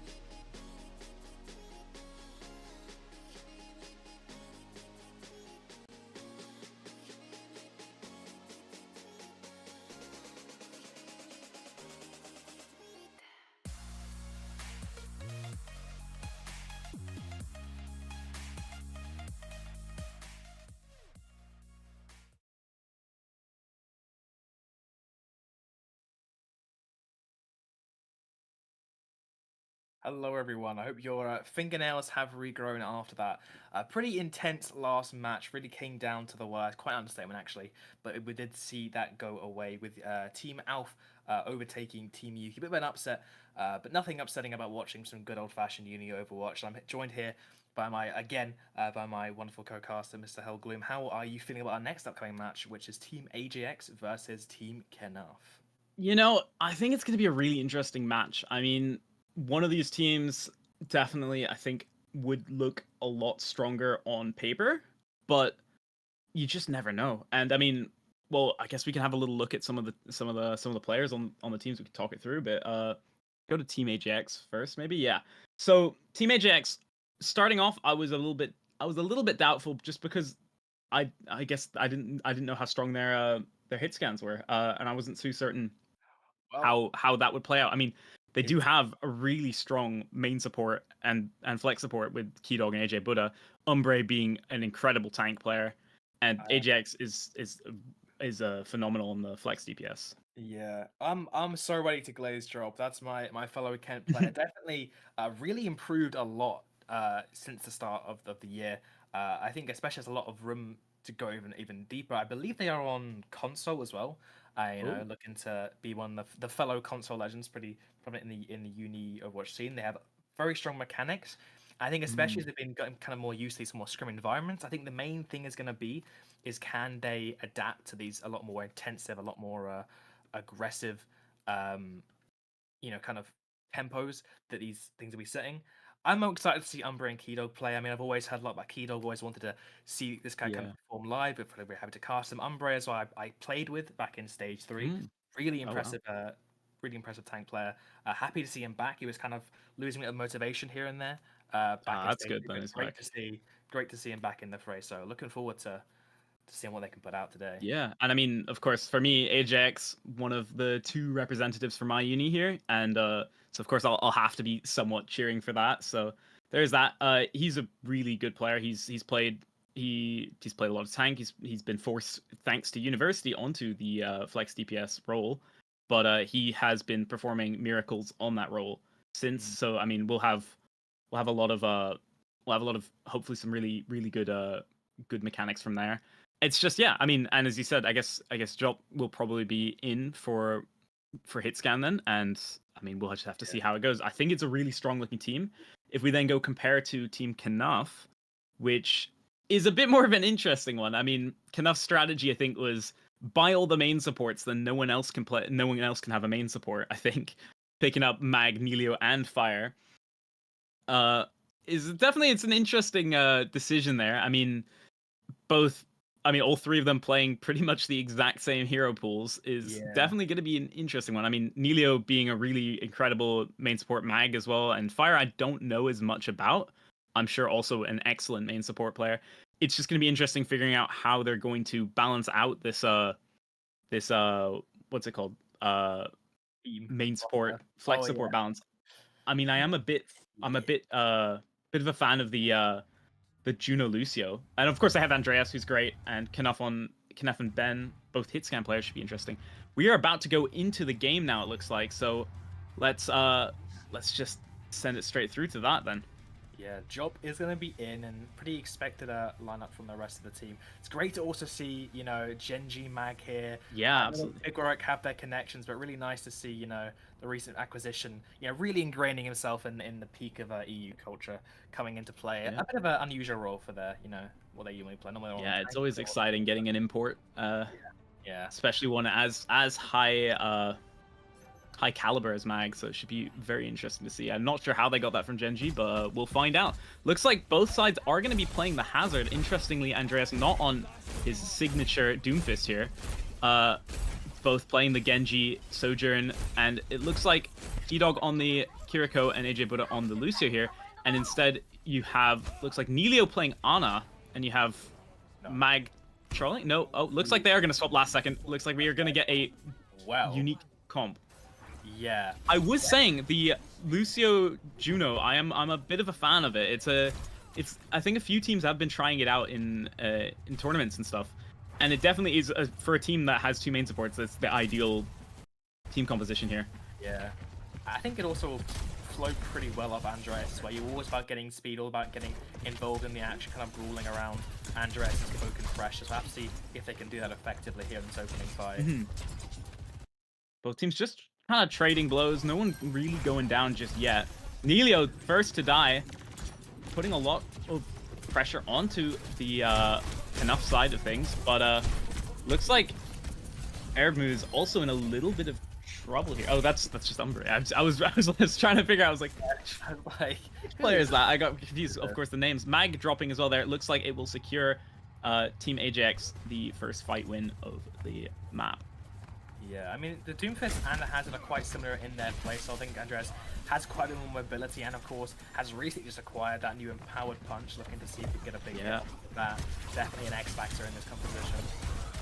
The double speed is incredibly scary, especially with a Doomfist running at you with Empowered Punch, but it doesn't look like it's going to be enough there as Umbre just walks onto Ben and cleans up Mag as well. Keydog does get traded for it, but it's currently just not really an easy fight here. Andreas having to just get out on 49 HP there. Definitely still in a little bit of a tough spot. Could get caught out here potentially. Nope, looks like he's going to get going to stay alive. It's just, I mean, Team AJX is just kind of holding such an aggressive positioning here, and it's just really working out. There's not really much way for them to go through. Nelio immediately dies. AJ Buddha does get traded though, so they're both down their main support. Ben also drops to AJX there, as Drop will also get traded. It looks like they're just trading specific characters each time. Keydog popping that Kitsune rush here. I mean, this is their match point, their final fight here for this point. Sorry, what am I talking about? But it looks like it will go to Team AJX here, as Andreas and Mag will fall. It's just help left. Yeah, It's quite amusing watching how, without a Hazard to match, no one on Knuff can step up to Umbre. Like, no one wants to go and deal with that frontline pressure. Andreas is just running, constantly hunting for drop or AJX, or, I mean, a lot of the time the targets get caught out very early because they have the least, you know, ironically, the least kind of survivability, is these Lucio, so it's really eyes on Nelio and AJ, but especially as they're both down to boots as well, but can they get effectively? Meteor Strike coming in here, gets Suzu'd away from it though. Keydog having to TP out, AJ Buddha popping that beat, Nelio mirroring it as well. As it looks like the flashpoint has been active. Keydog does drop first here. Not looking too good for Team AJX here. Ben with that overclock. And Knuff getting a double kill as well, so looks like they will clean up that fight, and the capture will go to Team Knuff here. Yeah, Andreas, although they did have to commit a lot of ults for that. Yeah, they put so much early pressure on to get AJ Buddha to beat first that Nelio could get that later beat, and then they'd have, you know, that bigger spike to sustain later on the match. So it's all going to be on, can they effectively get Mag set up for this orbital array? Because again, it's kind of scary, because everyone just run away, but you can't run away. You don't know. Ooh, then there, Keydog just assassinated so early before the fight team. Knuff getting a really lucky pick onto Keydog there. That's going to definitely slow down that offense from AJX's team here, as they're going to have to just wait for Keydog to come back. Yeah. Again, like, back to this orbital racing. So where is Mag going to get set up? Where can he use these things? But again, so much pressure. They're stuffing them at this choke so well. It's already 75% on the board for this second fight. Yeah, they're going to have to move now, or they're not going to be able to make any sort of a dent on this point. Looks like Downpour coming out. Mirror and Blade from AJX's side, mirrored by the, or not mirrored, countered by the orbital ray of Mag here. It's an air rush coming out from Keydog as well here. But it looks like Team Umbre are looking favorable for this potentially. But no, Knuff is popping off in the backline. Does not manage to get too far. AJX shuts him down very quickly there. Although it looks like Team Andreas will cap this point here fully. And the amount of resources Team AJX had to use there just to lose that point is really unfortunate. Because now it looks like they could potentially get snowballed here by Team Knuff here. I mean, with those ults, they have that overclock, they have that beat coming up, and they have orbital strike as well. A pulse bomb, of course, potentially could get a really lucky pick here. Yeah, right now it's Pulse bomb doesn't get anyone with the stick. Meteor Strike coming out here. Doesn't get anyone, but Andreas is still alive, so that's the most important thing with that ult. Overclock coming out from Ben here. Gets Keydog immediately off the bat. AJ Buddha also drops. Ben gets traded for, though, as Nelio will also fall. Jop and Umbre will also die here. Once again, showing how I was saying they could get snowballed here. And it looks like Team AJX is getting snowballed slightly here. Yeah, and again, like, I mean, Team Now did invest quite a lot, but Job's actually abandoned that Sojourn at 70% ult charge, and now gonna be going all in with this Tracer, trying to get an additional angle to really pressure out Nelio and Mag. Yes, you know, you typically see the Brig with this Juno because it's just so squishy on her lonesome, but I mean, Nelio is just like an even more than squishy, just flat. Nelio gets picked off. AJ Buddha getting the beat off, so looking really favorable now for Team AJX here as they clean up the rest of Team Knuff here. It's just Nelio and Knuff left here. Probably not going to be able to survive for much longer, but they did get 58% on the point there just for that, so that's quite big. And they did have to force a beat, so Nelio does still have that beat to retaliate with, but it might get caught off by the downpour and the blade from Team AJX. Yeah, they got that early pick and invested the beat to try and clean things up, but you really wish you had to follow up on that.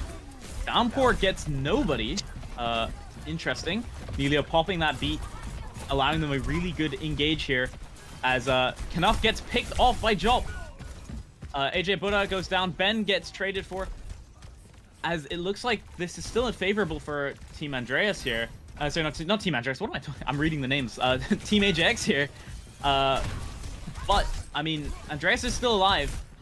I've seen that man work miracles before. It doesn't look like this is one of those opportunities as he's going to back out. It is. I think they can get a recontested, probably just again to try and force that on ult. Andreas does have that Doomfist ult coming out, so maybe he'll put in his wizard hat for this last point, and they do force the blade at least. AJX popping the blade here. Gonna get no one. Ben. Oh, sorry, get Ben. I didn't even see that. Yeah, Ben is gonna complain about that to me later.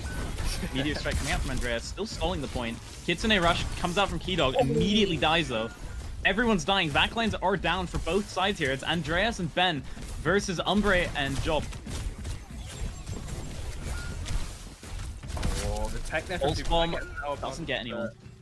But it looks like Team Umbre will win that point. I mean, sorry, Team AJX. You invest 4 ultimates. Andreas would be very happy with themselves there that they did get so many ultimates. I mean, they honestly nearly had that by the throat. That big power punch at the end to get that kill. Yeah. Really, definitely. I mean, now they just have an orbital ray to start off this next fight, and they will probably win it just off of that.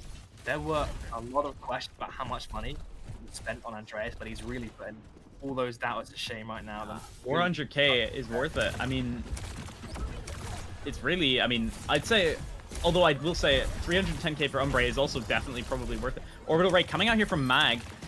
There's nothing to contest it. AJX just gets assassinated by that Juno ability. Torpedo, that's the one. As it looks like the rest of Team AJX will just follow suit. 1 ult for a cap. I could not complain about that. It does look like they will have their downpour ready though for the next fight, so it will be interesting to see how Team Knuff deal with that. Yeah, they don't have any ult. I mean, Nelio can maybe build up to a beat late fight. They're gonna have to rely on just dodging outright. Umbre's forehead. That is their only. I mean, the last downpour wasn't great, so we'll have to see if it actually works a bit better here. Looks like it will catch Andreas there, but I mean that is the tankiest player on their team, so it's gonna be a bit hard. Does get the pick successfully though, but and Nelio will also follow as well. Ben in a little bit of trouble here. Will just barely get out, and it looks like they will take out half of Team AJX as well. And force part of Team. I'm so confused as to who's gonna win this fight. It's all over the place once again. Really messy fight, but I mean, sometimes those are the best fights. AJX trades for Ben on the way out, as it looks like it will go back towards Team Knuff favor on the point here. 70%. This is going down the final fight for this point here. We might be going to a 0.5 of Flashpoint once again. I think the most important ult that your team can have is going to be that EMP. If you can get an AJAC onto AJ Buddha as well, that's going to be huge, but yeah, then they can get that effectively going. Blade coming out from AJX here. Beat is a counter from Nelio. EMP and Orbital Meteor Strike coming out from Team Knuff's side here. Beat coming out from AJ Buddha. Did he? I think AJ Buddha just got hacked out of Beat, potentially. I might be crazy. Good stick from Job onto Andreas. Gets the pick. It's coming down to a final fight here. Yeah. Ooh, very close there onto Knuff, as it looks like Team Ajax will capture the point here at least and get it on their side a little bit. They can relax a tiny bit here, but it's definitely not over yet, as they now need to hold this for another fight. Keydog with that Kitsune Rush coming out soon could be very vital. It's showing why I should stick to tank, because that is in, but I mean, yeah, I mean, maybe Andreas shows, maybe showing why I should be taking Mag's spot. It's only found one trade, but unfortunately I think that's going to be all. Yeah. The big deciding factor for this Flashpoint, if they can get the touch through, which late staggers are, you know, putting a bit of a damper on, is going to be Mag's Orbital Rose versus Keydog's Kiriko Rush. The thing that Mag will still have quite a little bit to build up to on that point, so I think Keydog really is favored here, taking this third and possibly final Flashpoint here on our first one. Yeah, this is getting really close, so will be interesting to see. Someone's touching. Someone's touching. It looks like Knuff will get the touch successfully, and Andreas will get a follow-up touch here. AJ Buddha gets traded for Knuff here. Kitsune Rush coming out from Keydog here. Ben drops, is looking very favorable for Team Ajax. Drop goes down though, unfortunately. The Juno ult from Mag coming out now, and it is just putting absolute sheer amounts of damage out onto Team Ajax, as Umbre will just barely be able to touch the point here and stall for a little bit longer. Downpour coming out, catches Mag off guard and manages to get the pick. Keydog in a little bit of trouble, can't get out. Meteor Strike coming in. Andreas just, it's both tanks just fighting for their lives here, trying to keep the point on their side. Oh my goodness. As it looks like Team Andreas will potentially clean up this fight, tying it up 2-2 on Flashpoint. Final point coming up here. Now, I mean, both teams popped so many ults there, but Andreas' side, it's Team Knuff is just looking really, really, really a lot better on those ults. They have that really powerful EMP. They have that beat coming out, and that pulse bomb can always be really useful to get a really lucky pick in the backline. Meanwhile, Ajax has that blade. That blade is going to be the only thing they can use to potentially deal with stuff here. It's going to be tough to use, though, because of that beat. We'll just have to see. Looks like they're looking for EMP coming out here. Gets Keydog. Nelio gets traded for it. AJ Buddha drops as well, though. Ben goes down. It is a 2-2 trade. Ajax does die too as well now, so it's a 3-2 trade. And it looks like they will potentially get the point. Yeah, looks like Team Knuff will capture the point here first. But yeah, Ajax still has that blade. Nelio does still have that beat, though. It's definitely going to be... I think you have to play to Ajax thing there. You have to play to just kind of accept the fate that your blade will struggle to kill through the beat unless you get some really good follow-up coming through. So it's still possible for Team Ajax, but they also have the X factor of Knuff on the flank with the pulse bomb. So if they get... We also have to think the downpour could be coming up relatively soon as well. There's the beat. There's the blade. Ajax drops really fast. Ben gets... Knuff gets traded for it. But it looks like Nelio will drop as well here. AJ Buddha getting traded as well. Meteor Strike coming out here from Andreas just to live a little bit longer. Trying to contest that point. Keydog gets picked off. Really unfortunately. 1v1 now. Well, it's a 1v1 on the point. It's a 2v1. Drop is here. Oh no, it's Knuff is there. Never mind. I mean, I felt like I was watching a one-man army there, but no, it did kind of feel like it, to be honest. I feel like watching Andreas play is like that a lot. Downpour coming out here. Doesn't catch anyone in it. Once again, Umbre's downpours have not been very good this game, but that might just be a unfortunate map or something like that. It could be. Looks like it's coming down to final point here. 99% on the side of Knuff here, looking really good for them. Kitsune Rush coming out from Keydog here. Not going to be able to find any picks with it, but they are going to force Team Knuff to disengage here, give them a little tiny bit more breathing room. They do have a little bit of an ult advantage as well, although I say that Mag, who is now swapped to Kiriko, is close to a Kitsune Rush of their own. So we'll have to see how that works out. This is it though. If Mag messes up this Kitsune Rush, an early pick comes through against Team AGX. Keydog gets picked, yeah. That's the other pick on their side instead.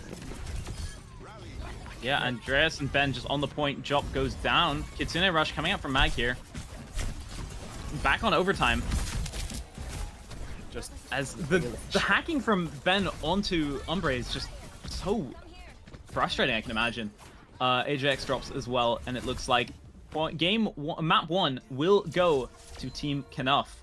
The people who honestly I thought weren't going to hold a candle towards Team AJX, but I guess putting all the money into Andreas and putting all the money into Ben was worth it, because I mean it's just I would have paid $1 million for those kind of punches in my ranked games, you know. Like that is totally fair. Because I think Andreas being the most expensive, no, he wasn't the most expensive tank, was he? That was Nevix, I believe, at 500. Nevix, yeah, no. Andreas, the fact that Andreas is not the most expensive tank here is criminal almost. I mean, yeah, the amount of I think the level that Andreas is at is almost, I think, incomparable here. It might also be just potentially the Hazard meta. Some people aren't as used to Hazard. I think Umbre maybe not as used to hitting those downpours as maybe they should be, but it's all right. There's plenty of more opportunities to prove it, as we will be hopefully going to pick next map soon. Yeah. I do want to cut Umbre a little bit of slack. You know, I'm a little bit biased here and there, but given how fast and mobile that comp is, I think the Hazard ult is like the weakest part of his kit, because it has such a long kind of cast time. Yes, when it hits, when we see Andreas get locked down, he's just completely screwed. That block will not save him majority of the time. Yeah. But everyone is just so agile on Team Knuff. They would just completely dodge and dash away from the ultimate. But you know, you still need to get value from that. You know, it still need to get value from having to split the team and whatnot. I feel like Team Knuff has really built a team composition that just works so well into the Hazard composition, just because of the fact that, I mean, they can just constantly stay out of Hazard's engaged reach, and so it should be a lot more interesting on other maps. Maybe we'll see Umbre swap to something that isn't Hazard as well. We might be able to see an opportunity for some other heroes that could potentially be pretty good, especially into a team comp that's built sort of around avoiding a Hazard, it feels like. Yeah. I think when I played with Umbra, we played a lot of like Winston, Kiri, Lucio, which I would love to see. I think that would be. I think it's really interesting. I think Spinov actually they've really cooked on this. Like you said, they've really cooked on this. You know, they've taken what could be considered limitations at some points. You know, like, you know, we have a Doom one trick, we have 2 main supports, and they've taken that to actually kind of be their advantage. You know, the Juno Lucio, we've seen it grow in kind of prevalence in Korea. Played on more of those kind of flat maps where you can get the double speed working, you can be more brawly, you can get that Juno ult really, really thriving. I think Mag was very good in those Juno ults. He knew that he had to wait for Team Ajax to commit in, so they couldn't just dodge away from that Juno orbital every single time. It meant that every time the raid came out, it was all on Umbre hitting a big downpour, which, you know, like we said, pretty difficult to do against this composition. Andreas really manipulating the battlefield so much. I mean, he's constantly hounding down his fellow Warwick teammate on Keydog. Just always seems to be killing them first, getting big punches, getting big slams. The orbital, you know, the meteor strike as well, so effective. I think, really, I've been super impressed by Team Knuff so far. Yeah, it's been impressive for the fact that I genuinely, when I was watching the draft, I thought Knuff was trolling with the picks halfway. Like, after picking up Andreas, I thought for when I saw the Mag Nelio pickups and then Fire as well, I was like, there's no way Knuff is being serious right now and is doing something silly. But I mean, it really does seem like it is working. So yeah, something is something's working there, and I think they're proving that double main support is possible here. Looks like we are going to be going to a King's Row next, I believe, which should be very interesting for sure. Yeah, I think it's must be just it's a real, you know, talent for Knuff to predict that, you know, before the Koreans even, that, you know, Juno Lucio will be much more viable. But I do have questions about how that will work on King's Row, because yes, you do have some rather lengthy sections, but there's still quite a lot of high grounds, quite a lot of elements to play from. So whether or not we'll see the Juno have the same effect in this, definitely seem, of course, max over onto the Kiriko, but definitely not that kind of comfort zone to be on for this one. But trying to see if any subs are going to come through before to shake things up, but it's looking unlikely at the moment. Yeah, I think yeah, probably not going to have any subs in here. I think both the teams are really solid right now, so should be quite good. I mean, Kings Row is a pretty popular map. I mean, I think everyone loves Scrims Row a bit. Yeah. I'm wondering if we will get any unique strats. I feel like there's been definitely a lot of really interesting strats on this map before. I mean, well, there's the Portsmouth strat, care ports. I don't know if we'll see any care ports in the chat at some point, but we could see some interesting stuff as we're observing a fish and chips sign. Yeah. Shout out Jackie, my observing goat, having to really wrangle through the struggles of OBSing this very chaotic meta, and even more chaotic when you throw a Doomfist variant, a Juno variant, a Sombra variant in as well. Just throws a bunch of mess in the mix. Yeah. I'm not gonna comment on Team Knuff because they're not gonna roll that out. If they do, there's no way we're seeing. Andreas on the hazard this time. I don't believe it. You're not fooling us, young man.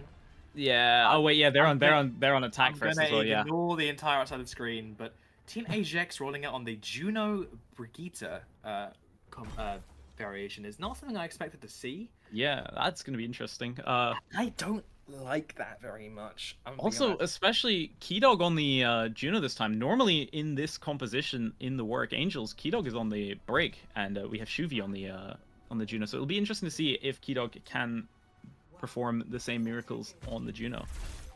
Looks like Knuff is gonna get a damage boosted pocket from Nelio here to start off with, as they're gonna quickly swap to the Kiriko Lucio backline here. Double hit scan. Oh no, looks like the Knuff is gonna swap off the Widow to Tracer after the first pick. Yeah, I mean, Team Ajax, they wanted to take this lot more fully engagement with this Juno grid. They don't want to let Team Knuff kind of get away with their slow and steady hits. And I mean, yeah, that's just what happens when you do let it. You don't take the fight early enough. Andreas able to whittle down your tank, and now you're really now you're in a world of pain. As it looks like they're just going to snowball that pick and just hold the point the whole way through. Although there is a touch coming out from Jop here. Ajax not able to get a second touch here as well. Andreas just constantly getting empowered punch every single fight. Jop getting picked up by Knuff as well really early. Ben getting traded though is pretty good for Team Ajax here. As Knuff is also going to get picked off, I think blinking into the wall. Yep, I believe so. Which is unfortunate, but it happens. It looks like Team Ajax is going to be able to hold the choke a little bit longer here. The longer they hold them at the choke here, the better it is for them in the long run, especially with 5 minutes on the clock. Keydog is lagging behind the ult charge of Mag, but Juno can build up so fast, especially with those big torpedoes. Absolutely, yeah.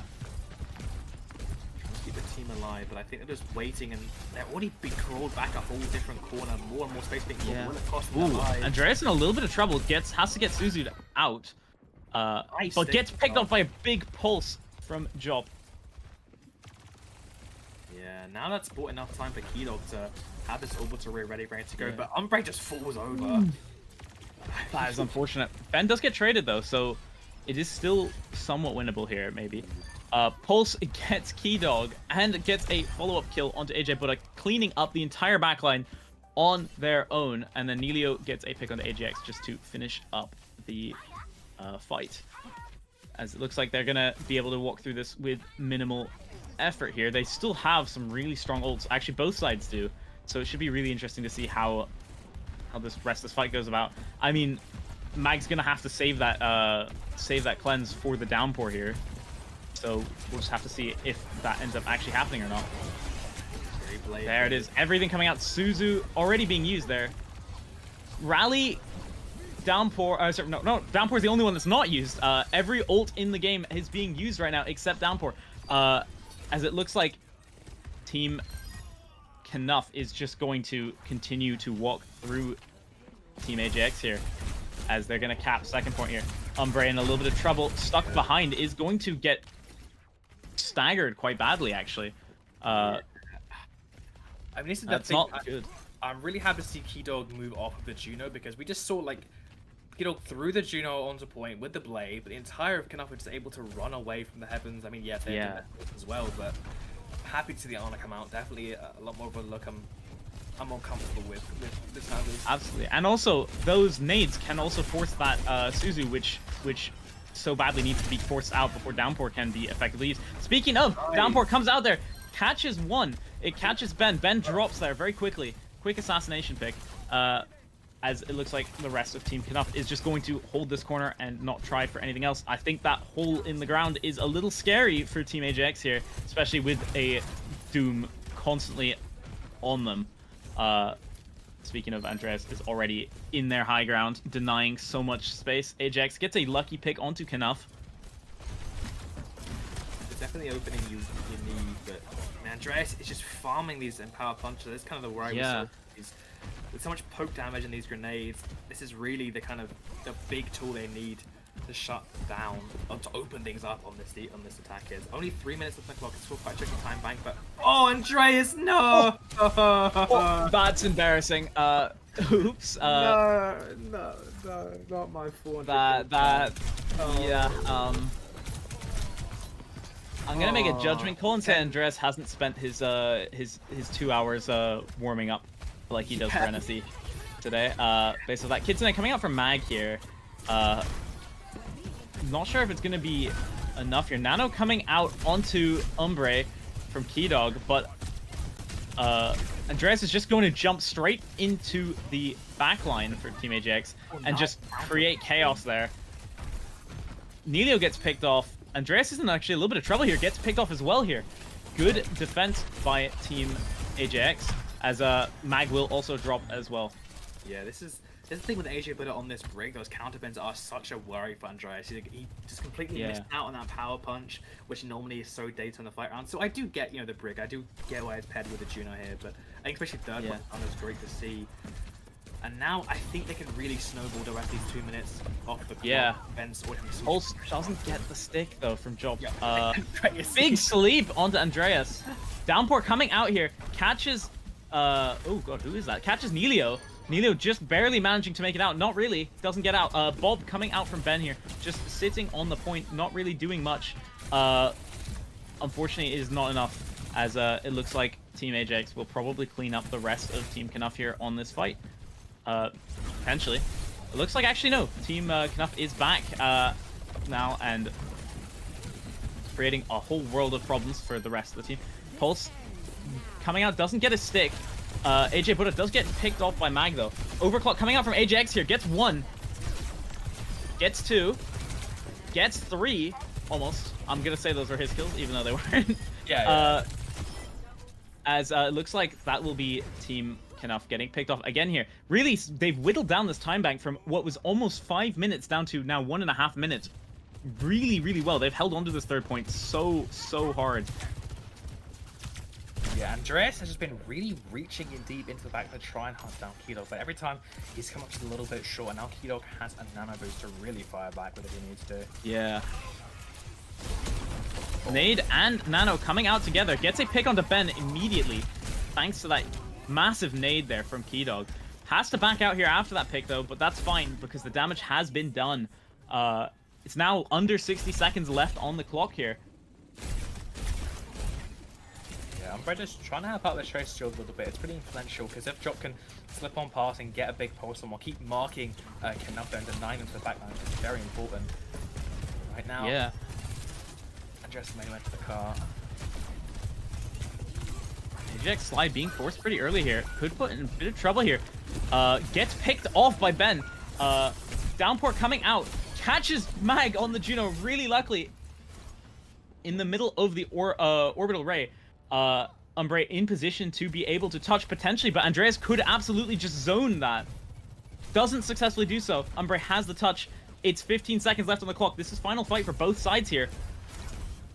But Team Knuff has the ults available. That was a big pick coming out from Umbre, but now will it be able to spiral into a win? Pulse Bomb doesn't get a stick. Beat coming out from Nelio here. Meteor Strike coming out from Andreas here. They've used almost everything except that Overclock. Overclock, Ben dies with Overclock. Unfortunately, not able to make a use out of it here, as it looks like it's coming down to this last few fights here. No ults able to be used on either side here. But it looks like Team AJX is potentially winning this. Andreas, the only one left on the point here, could be in a lot of trouble. Is only just able to get out, but unfortunately, at the cost of the round. Really well played on the third point there by Team AJX. Honestly, I mean, I feel like it could have also potentially been a bit of the fact that that point is so well defendable against dives. So they've just played to the strengths. You really, with the Doom, you're just all about this kind of soft engage, in and out, like baiting out resources, which works kind of really well into the hazard comp for the most part. When on like third point, like I said, when you're in or off the map, as we saw with Andreas a couple of times, he was just having to use every single cooldown to get on top of Keydog to try and get a kill.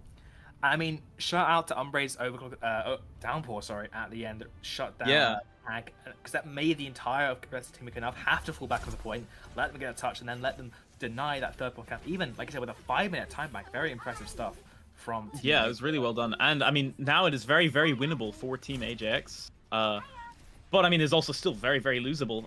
We'll just have to see how the rest of this goes. I mean, the is that a Symmetra I see? Are we getting a care ports in the chat in a second potentially? I mean, we are starting on this Ana. I do like this Ana quite a bit on these long angles you can get on statue on King's Row. I think there'll be something a little bit cheeky, maybe a cheeky sleeping TP from Keydog and AJX. Yeah, maybe. Bit of conniving, bit of scheming going on at the moment. Let's see. I'm all for sim TP shenanigans. They're always welcome. It looks like it's just going to be to help a rotation for the backline here, as Ajax will swap back to the Sojourn as soon as he's positioned Keydog and AJ Buddha up on that high ground. Yeah, which is a nice little position to, get control of these high grounds from Umbre's doing his damage to the market and really try and open things up. Team Canalfo. It's just really hard to find a opportunity to go on someone here. They're all so hyper mobile, and with Andreas basically breathing down Umbre's neck every time Umbre does anything, it's very stressful to try and make the right decision and picks here. No one has died yet, so not sure if that's a good thing for Team Knuff or a good thing for Team AJX here, but I mean, both sides are just exchanging blows, building ult charge. Looks like they're going to rotate through Hotel here. Umbre drops really fast. Mag gets traded for it, but Umbre is down, and that's going to be tough into the Doom comp, which can just snowball a single pick. Ajax follows up. There we go. And AJ Buddha as well. Gets a trade onto Ben here, but unfortunately, it's just Jop left. Jop and Umbre. Umbre is back, but Jop is not going to survive for long enough there. Does have that pulse bomb available now. Both sides do. As well as that, looks like Keydog is very close to that nano, which could be incredibly useful here. However, looking at the charges on the Sojourns, Ajax is very much falling behind quite a significant amount here, as Ben almost has that overclock ready already. Andreas in a little bit of trouble here, has to Meteor Strike out, and is going to try and catch someone off guard here. Doesn't successfully get Ajax, but forces that slide out. As Jop is going to throw that pulse bomb. Gets the pick onto Mag here. Overclock coming out onto Ben, as well as Nano onto Umbre here. Both teams trading backlines here. Ajax drops. It's a 3v2. If Umbre can just hold on, this fight is won. Gets the pick onto Ben. Doesn't successfully survive, unfortunately, though. It's just Jop left, as the rest of Team Knuff is going to get back fast here. This is not looking too good for Team AJX here now. They've only got 1 minute and 30 on the clock now. That's 2 or 3 fights. They do have the ults here now. It's going to come down to this downpour, I think. So it's going to be important. They're doing a very careful team rotation up onto the high ground here. Maybe going to try and flip the map onto Team Knuff. But Andreas is already there, just absolutely denying any sort of rotation. Yeah. As the downpour. Downpour comes out, catches Ben. Huge. Oh, the beat from Nelio. Denying that pick onto Ben. Rally coming out from AJ Buddha just to keep them alive. 60 seconds left on the clock. Ajax has that overclock now. Although it's going to be tough to use here. Big sleep onto Andreas there. Keydog does fall though, unfortunately. As they're still not going to get a tick yet. Max down means the best ult now is really off the field, and that opens things up for... Yeah, they need to go now. Swap to D.Va from Umbra here. Go into something maybe a little bit more comfortable. It's totally fair. Overclock coming out now. Doesn't see the Tracer set up for touch. I think that's Tracer. Yeah, set up for touch. So that might come down to that in a second here. As it looks like they're gonna recontest here now. Still the Orbital Ray from Mag coming out here, cleaning up the backline for Team AJX here. It's going to be tough for them to live through that. AJX also following up. It's down to 4 seconds on the clock. Are they even going to be able to get another touch onto the point here? Oh my... It doesn't look like it. Nelio with that boop denying it. As Team Knaf will 2-0 Team AJX. Wow. Completely out of left field. But I mean, I suppose it makes sense if you just look at some of the players they have. I mean, Andreas, once again, incredible tank. And Nelio and Mag both being such good players in general. They can just kind of swap onto stuff that works. And I mean, Ben just hitting shots constantly. It's been good. And of course, Knaf as well. So well played to both teams, but of course, Knaf's side with that win. Who do you think is the MVP? Andreas. I mean, it's gonna be Andreas. Like Andreas, yeah, I would. I mean, I've not seen this. I mean, like I'm still pretty new to the whole Watch. I've never actually seen Andreas play. I've heard the legends and rumors, but like, my goodness, that man was just kind of doing it all. So smart on the Doomfist, so mechanically. You know, the mechanical prowess is just insane as well. Yeah, that was absolutely an Andreas masterclass. I've watched a lot of the Work Angels games. I've casted a few of them as well, and Andreas does tend to pop off quite often, but I don't think I've seen Andreas pop off as much as I saw just now. So that was a really impressive match for them. So well played. The macro on that whole defense, I feel like I know I'm going to talk long about it, so I'll cut it very short because then we have a match coming up soon. But they played that so slow and so just all over the place, poking, prodding, just really genuinely impressive stuff coming out, because it was almost like watching one super long fight. Yes, there were little bits here and there. But they were to sustain and keep winning and taking those trades in their favor. And even though Keto was building up nanos very quickly, Nelio and Mag were able to just kind of do enough in the neutrals that kind of mitigated that. So generally very impressive stuff. Very excited to see absolutely both of these two teams, but especially I mean, that's I was a Team AJX believer, but I might have to start changing team here. Honestly, Team Knaf is feeling really strong. As long as Andreas has that opportunity to be enabled like that and unleashed upon the opposing side, I think nothing is impossible for them. But yeah, as I said, well played to both. So it's good. I think we are probably going to have a little bit of a break before the next game, if I'm correct. Yes, and if I'm not wrong, I believe is this where... I believe that's the end for us. Yeah, that is where we are going to be Pokemon evolving into Egda and Spectron for all of your delight. So that's true. Yeah. Which one are you? Which one are you evolving into? I'm Egda. I think. I guess I'm Spectron then. All right. That works for you. That works for me. I'm fine with that. I think it should be good. I think the games have been so good so far, and I think they're only going to get better. So I think we will probably pass off to break in a second here. So thanks for tuning in. Stay tuned in, because Egda and Spectron will be back after this break, and there will be some more banger matches. Yeah.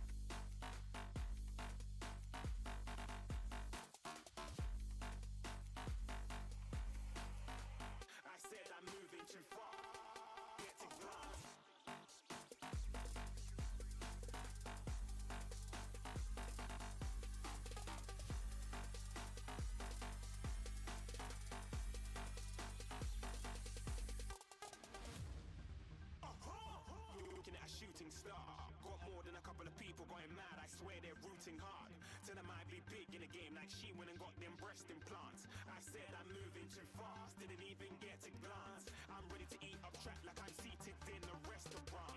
If you had swag like mine, you know it's best to flaunt. We aren't hating because you aren't shining like it's neon, rock like kings of Leon. Shooting stars across the galaxy. I stand out, so don't be mad at me. Infiltrate, I'm with my strategy. When I turn up, then I just have to leave. Shooting stars across the galaxy. I stand out, so don't be mad at me. Infiltrate, I'm with my strategy. When I turn up, then I just have to leave. Yeah, shooting. Yeah, shooting. Yeah, shooting.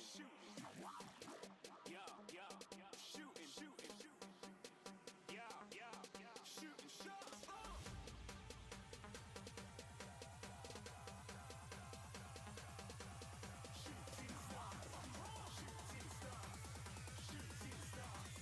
Shooting stars. Didn't even get to cross.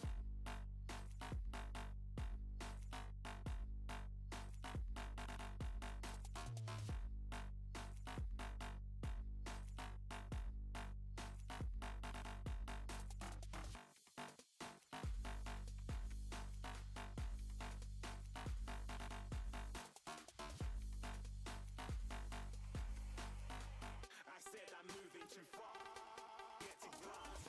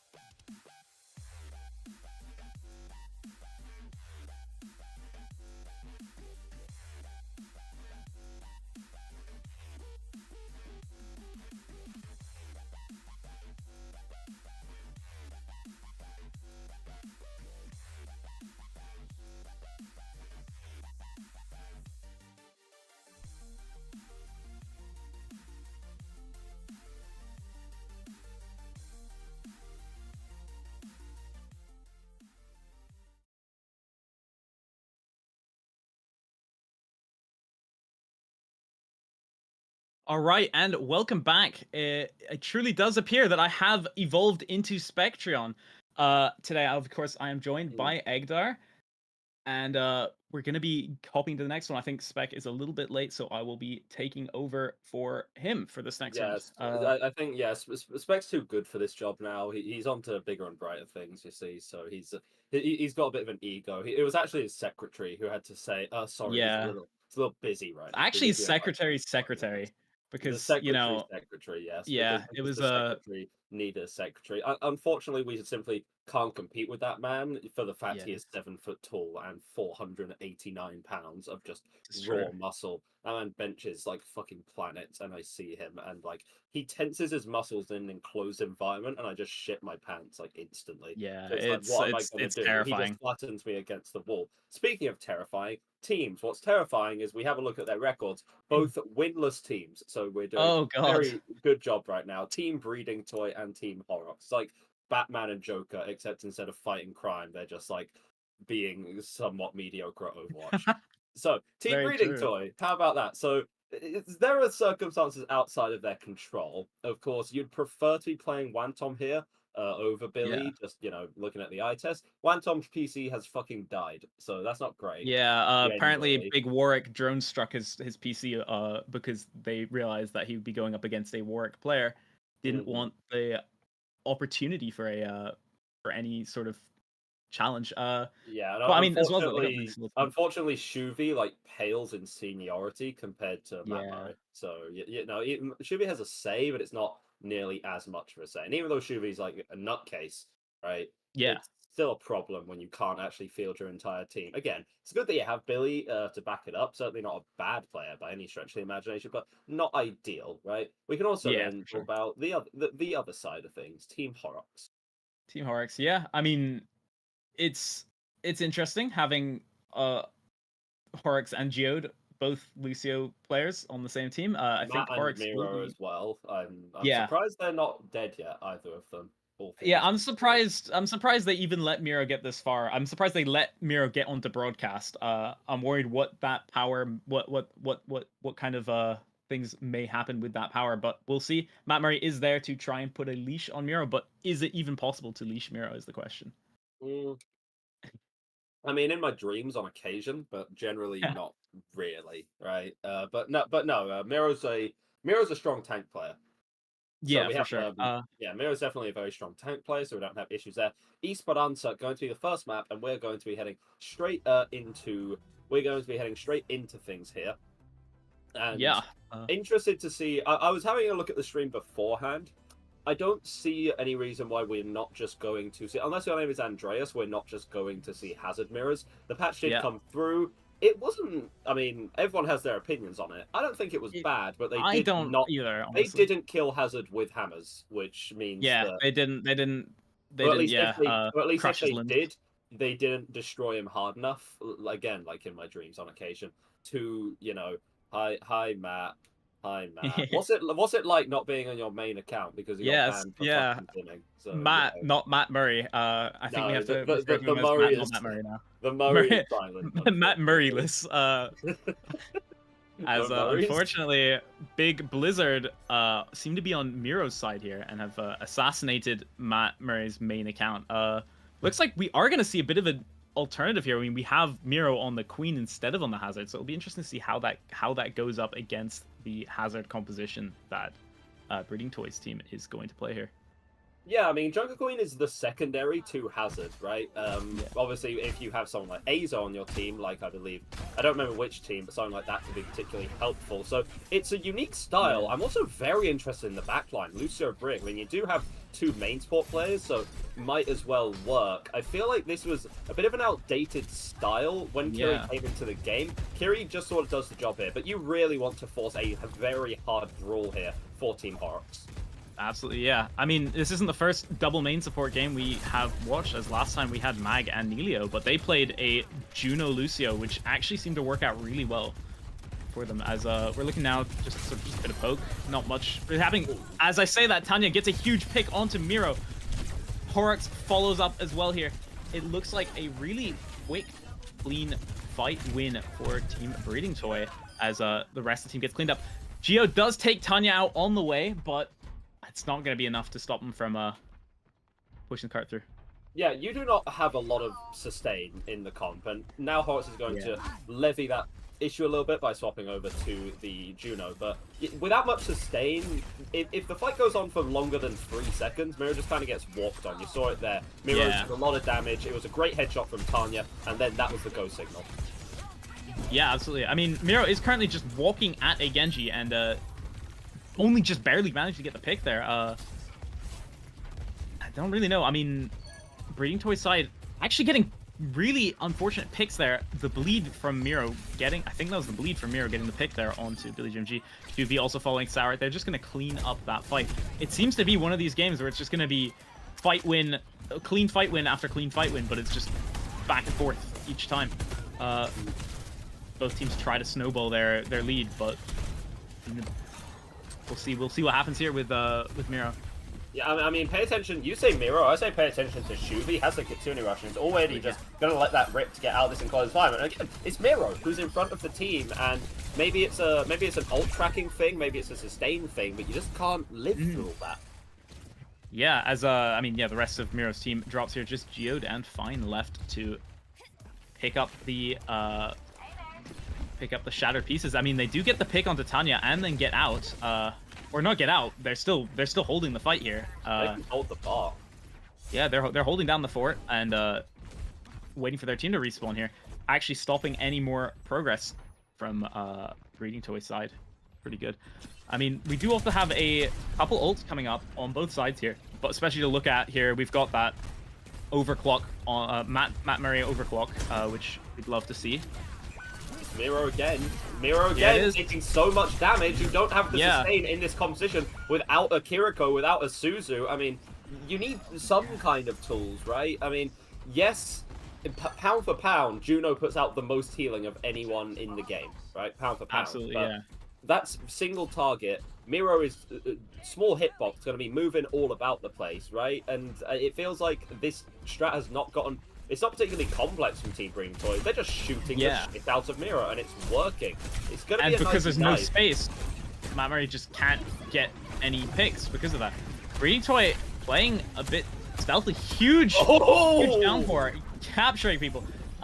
Geo gets the beat, and the orbital ray from Horix does go off, but it looks like Team Horix will win that fight there. Although I say that, Tanya gets a pick onto Matt on the way out. It's going to be just a bit cosmetic at the end there.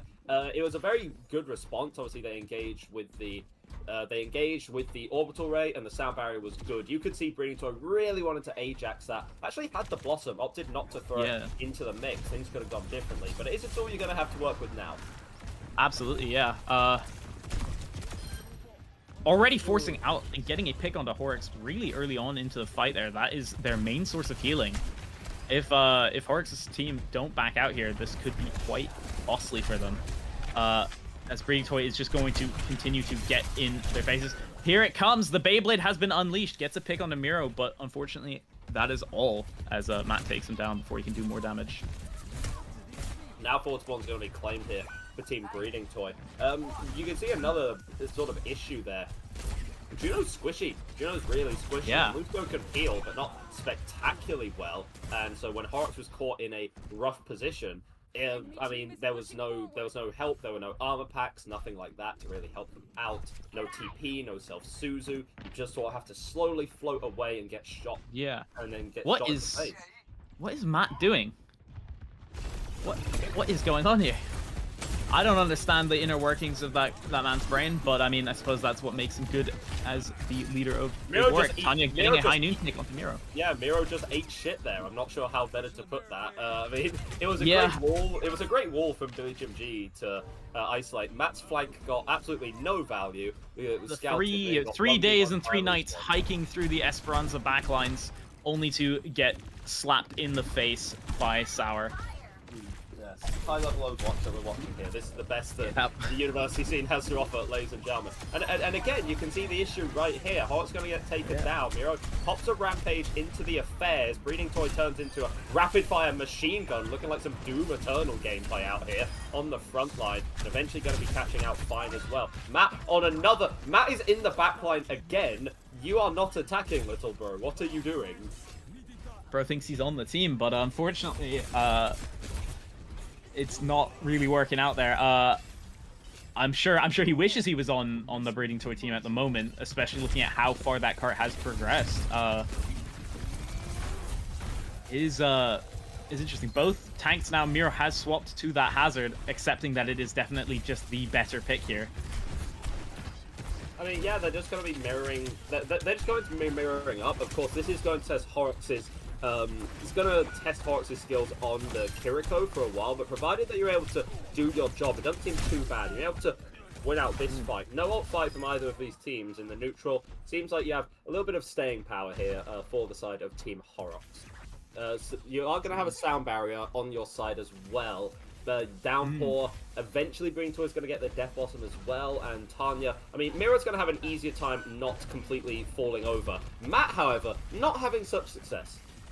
Yeah, I mean, I feel like Matt has been almost in the backlines constantly. I mean, coming out from Tanya here, is it going to get anyone, or is it just going to be a massive zoning tool here? Doesn't get a single pick, but it forces them all into a bit more of a unique angle, and allows Tanya to get a pick on the Geode there. The Jim G getting dropped by Miro. Suzu having to come out. Horrocks dying as... What? You altered that? No, get my man back on Lucio! What is that? Oh goodness! I mean, it was a great pincer from Tanya. Came through the back line. It's a very creative use of the Deadeye, and it really caught me out. But then Horrocks comes in and just pops a fucking Kitsune rush in like a 2v4. Oh god! Am I also correct in saying I believe is Sour Diamond? Is that what I was seeing in the chat there? Yeah, Sour is Diamond. Yes. That is very embarrassing if they do lose to that. But I mean, there's a whole bunch of other stuff at play here. You can imagine. I mean, having both Matt and Miro on a team. Downpour coming out here, coming out to this counter. Just a blind toss, I guess, but it did work. It got Fine out of the equation. Actually returning into the fight. In these sort of extended fights where things get very chaotic, Hazard just has the potential to delete your entire backline for literally no reason. So good job for Billy G here, really proving the worth. It doesn't matter if Wantom's computer has exploded. He's a very capable tank player back in the Absolutely, yeah. Although not capable enough to live through that, unfortunately. It's alright though, looking at those ults. I mean, I think both teams are looking pretty solid here. Overclock coming out from Matt Murray. Surely he gets something this time. Yes, he does. That's 2. That's 3. Oh my lord. That was a very good ult there. But Breeding Toy is still left alive to try and clean up as much as possible. Breeding Toy in a lot of trouble. They're just barely making it out after picking off Horrocks. Yeah, Matt Murray still not beating the zimming allegations with no clock like that. But you know what? Gets the job done, means that they get control of the bot again, but they do have to contend with both support ultimates. Shuvi and Sour going to have the sound barrier, and they may not even need it. They may not even need it if they can just delete Fine from the game. Shuvi always has the potential to do that, and then Miro goes down right afterwards. Yeah, I mean, it's just a bit of a cleanup right now. I can't lie. Breeding Toys team just looks so much better right now. I mean, what can I say? They just look better. They're upbreeding their toy right now. Me, hopefully. Shuvi still has the Kitsune rush, and Sour still has the sound barrier to reinforce this angle. You don't even need to play that aggressively. High Noon is going to come out from Tanya. Miro does on the Miro. The carts? What's happening? Guys, the point. No, why am I was sleeping, okay, because I've been out last night, right? I was on the town, had a couple bevs, right? Woke up super fucking early, got on the treadmill, and then I was having a lovely nap. But then I woke up, you know why? Because I had this job to do. And guess what? This is the shit I'm subject. This is what you woke up to do here today. This is the reason. Can I just drink more? Is that an option? Can I just keep? I drinking? mean, sure, why not? No, Excuse me. nah. Drinking on the job is never acceptable. Don't do it, kids. But it looks like that will be first map to breeding toys aside. A very, very clean domination almost there. I feel like there's a lot of issues on Horrocks' team. Maybe not just the fact that they have two main supports, also the fact that you have to have that clashing between Miro and Matt. Of course, the enemy of Big Warwick and Big Warwick itself is just a bunch of drama on one team. I think it's going to be tough to get past that. My own personal headcanon, this is the start of like an enemies to lovers type situation. I was gonna say, yeah, this is the Romeo and Juliet of Overwatch. Like two Overwatch houses, but then they're brought together by fate. But it's by Horrocks, who's like who's determined to bring peace at any cost. And then Matt and Miro, and then Matt and Nev Miro. I don't even know what to call you, brother. They kiss and then they get married. And then it's beautiful, yeah, and it's a beautiful ending. And then it will go, and then it will go on the next unNUELable episode. Exactly. Yeah, when is that unNUELable episode? When is that? That's a good question. Yeah. I say this like I'm not big. I mean, I don't. You're not Big Warwick. I feel like people are too busy with like this tournament, and then after this is done in the agenda is the next unNUELable episode. I mean, surely we have to get a client of the tournament for this, right? Yeah, I mean, Horrocks made a pretty good statement there with that Kitsune rush. That's definitely that was I mean, to be honest, the first ever. I think it was pretty much the first or second ultimate of the entire tournament, which we were watching. Yukino Ajaxed immediately. First Lucio beat of the tournament, immediately Ajaxed it. So that could also be definitely a client of the week thing. Or also Andreas falling off King's Row on Doomfist, which happened as well. We've got a few.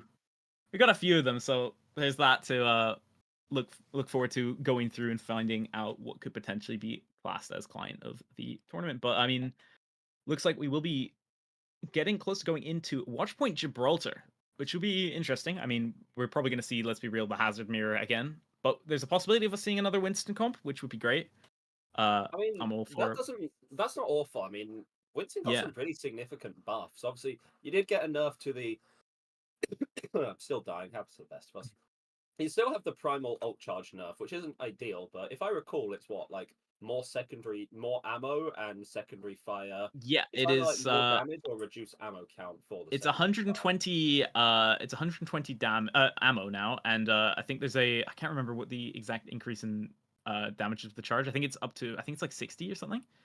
I might be wrong there. I might be making stuff up. That is very good. I mean, you'll often have it on Winston where, you can get someone so close to death and then bam, you have to reload. And then suddenly Kiri has teleported away. Lucio has booped you into the stratosphere and like nothing is real anymore. But now those changes, having a little more extra ammo, you can stay in the fight a little bit longer, squeeze out a bit more damage. And Hazard is obviously very mobile, can access high ground, but in terms of what is often so important in sort of dive comps or when you're controlling high ground in a map as high ground dominated as Gibraltar is speed, right? And even though Hazard can get to high ground, it's not like a quick process, Yeah, it's nowhere near as fast as Winston. Yeah, your leap doesn't really take you up, it just sort of takes you forwards diagonally, and then you'll have to wall climb, and then when you're there, where you've been spammed out already because you don't have like shielding before, Winston, you just call the engage. We want to go on the high ground now. 3, 2, 1, go. And there's nothing that is going to stop you from doing that, right? It's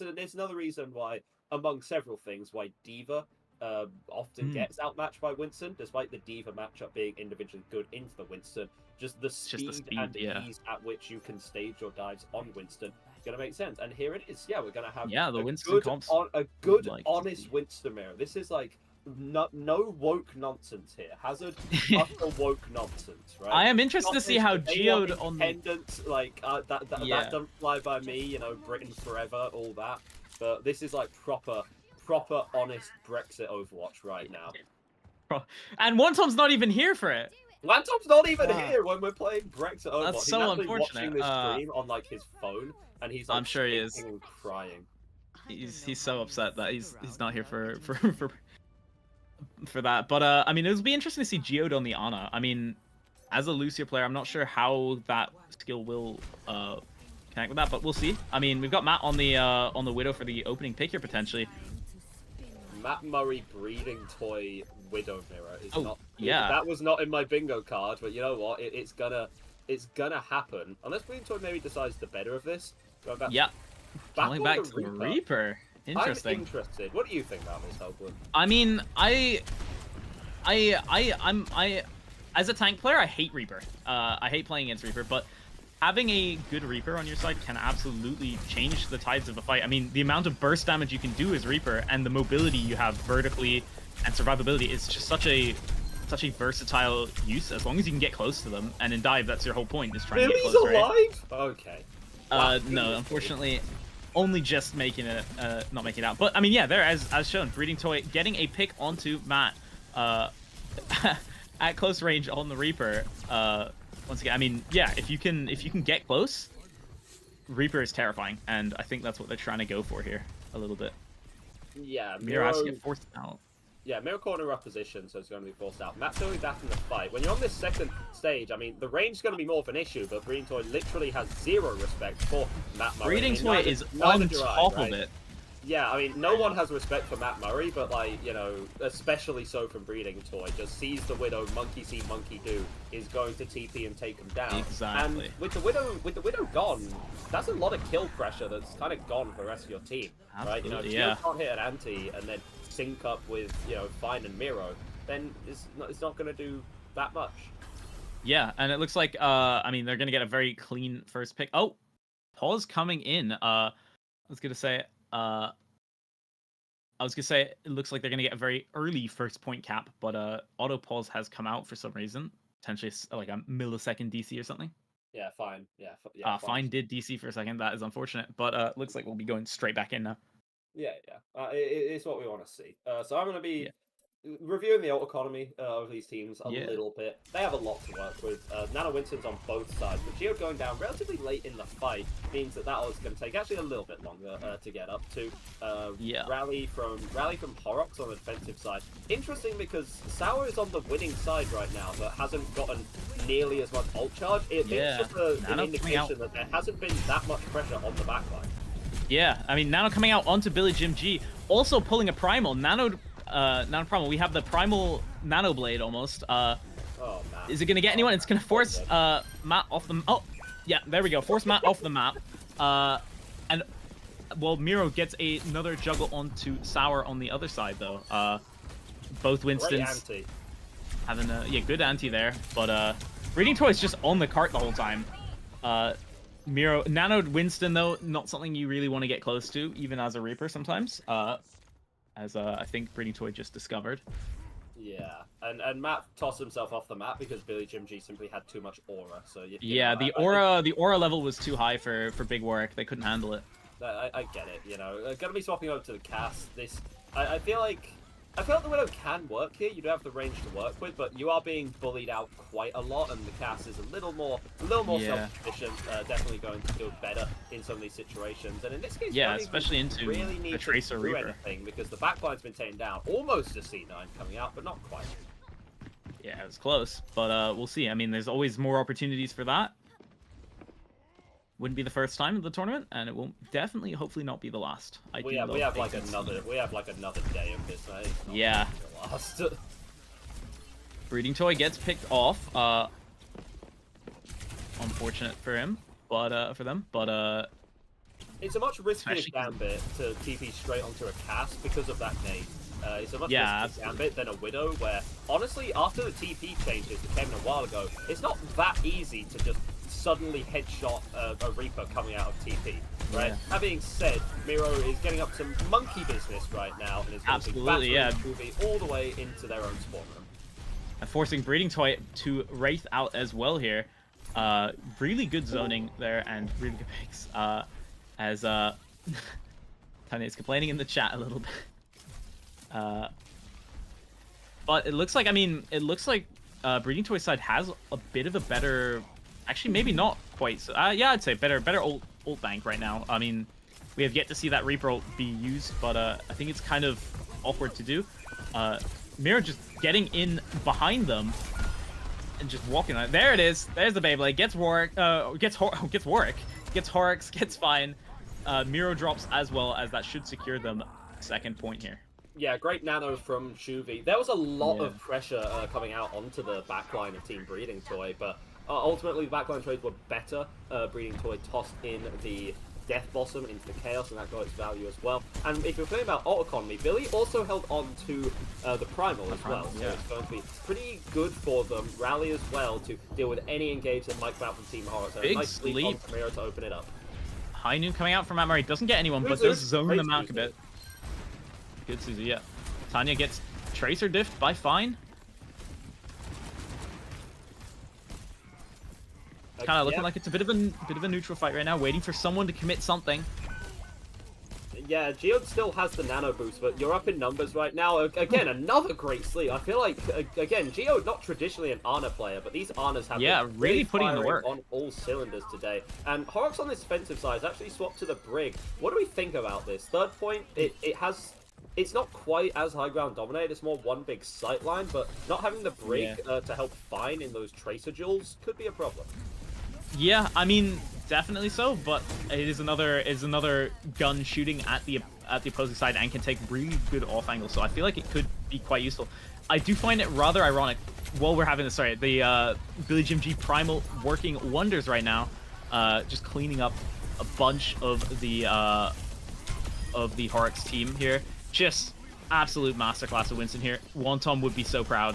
But I was saying, I think it's rather ironic that both Geode and Horrocks, notoriously known as main support players, are both on flex support heroes at the moment.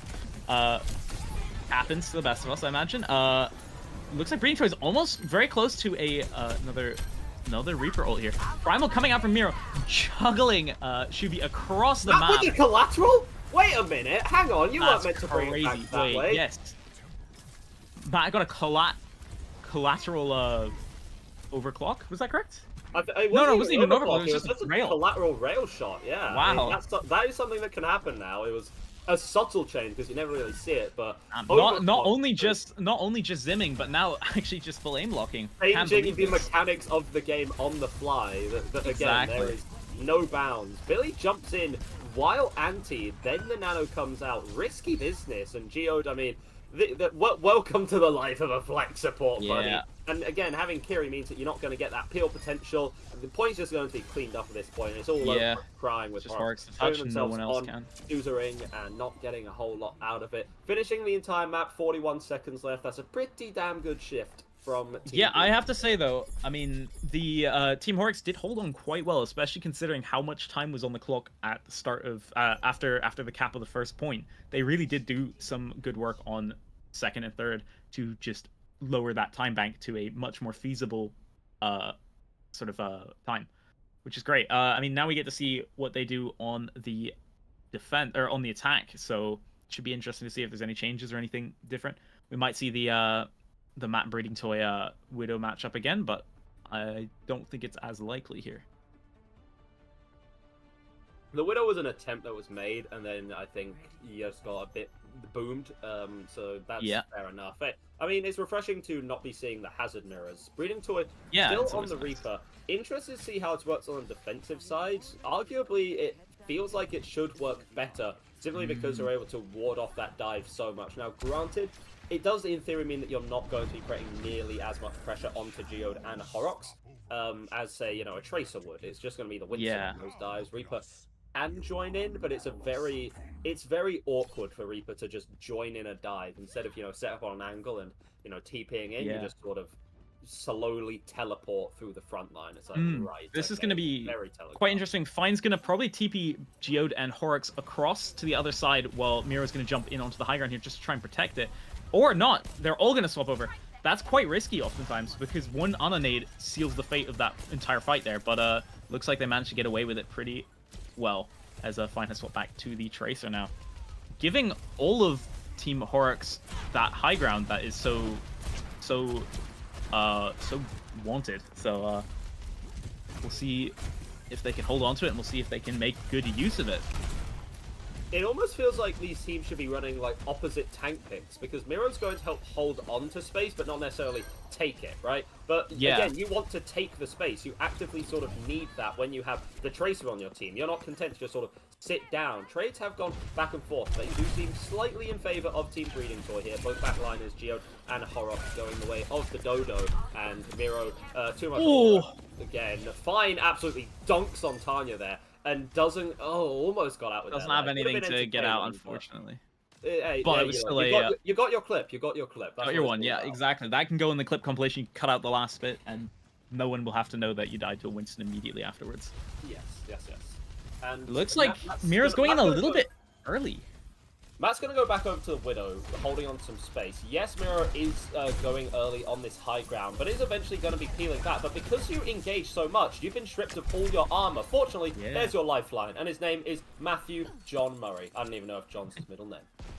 But we also have to point out, Fine has just been doing the Tracer thing on Gibraltar, where you just play payload and just keep pressuring them. Eventually, they have to split, or they have to turn around entirely to focus on you.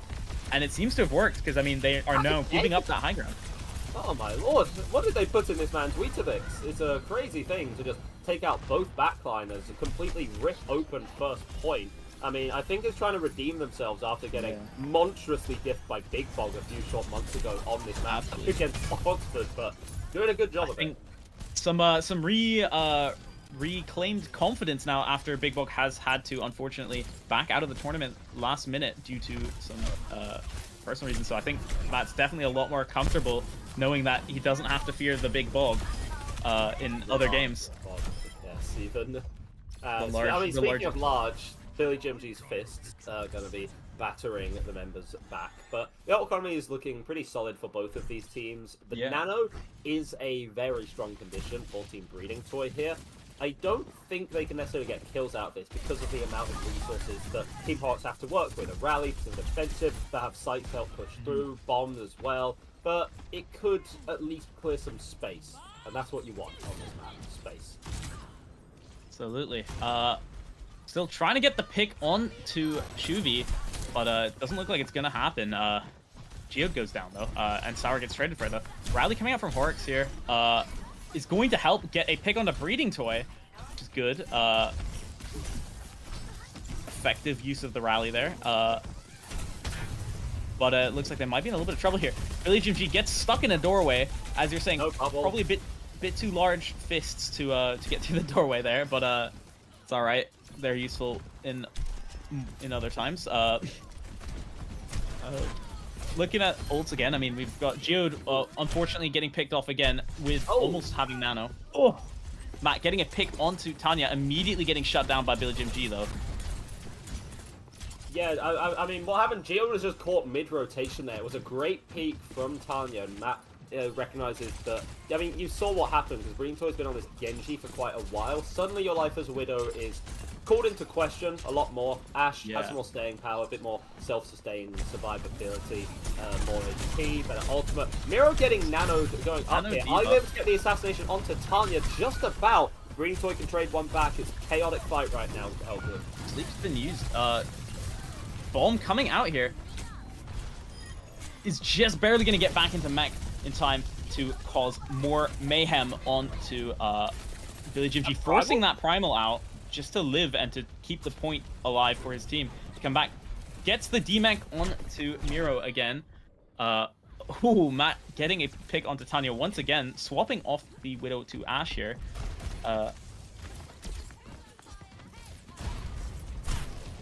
Look, not everyone can be, you know, a Chinese Dinos level Winston player, but Billy Jim G is putting in a damn good shift for that right now. Miro, a remake!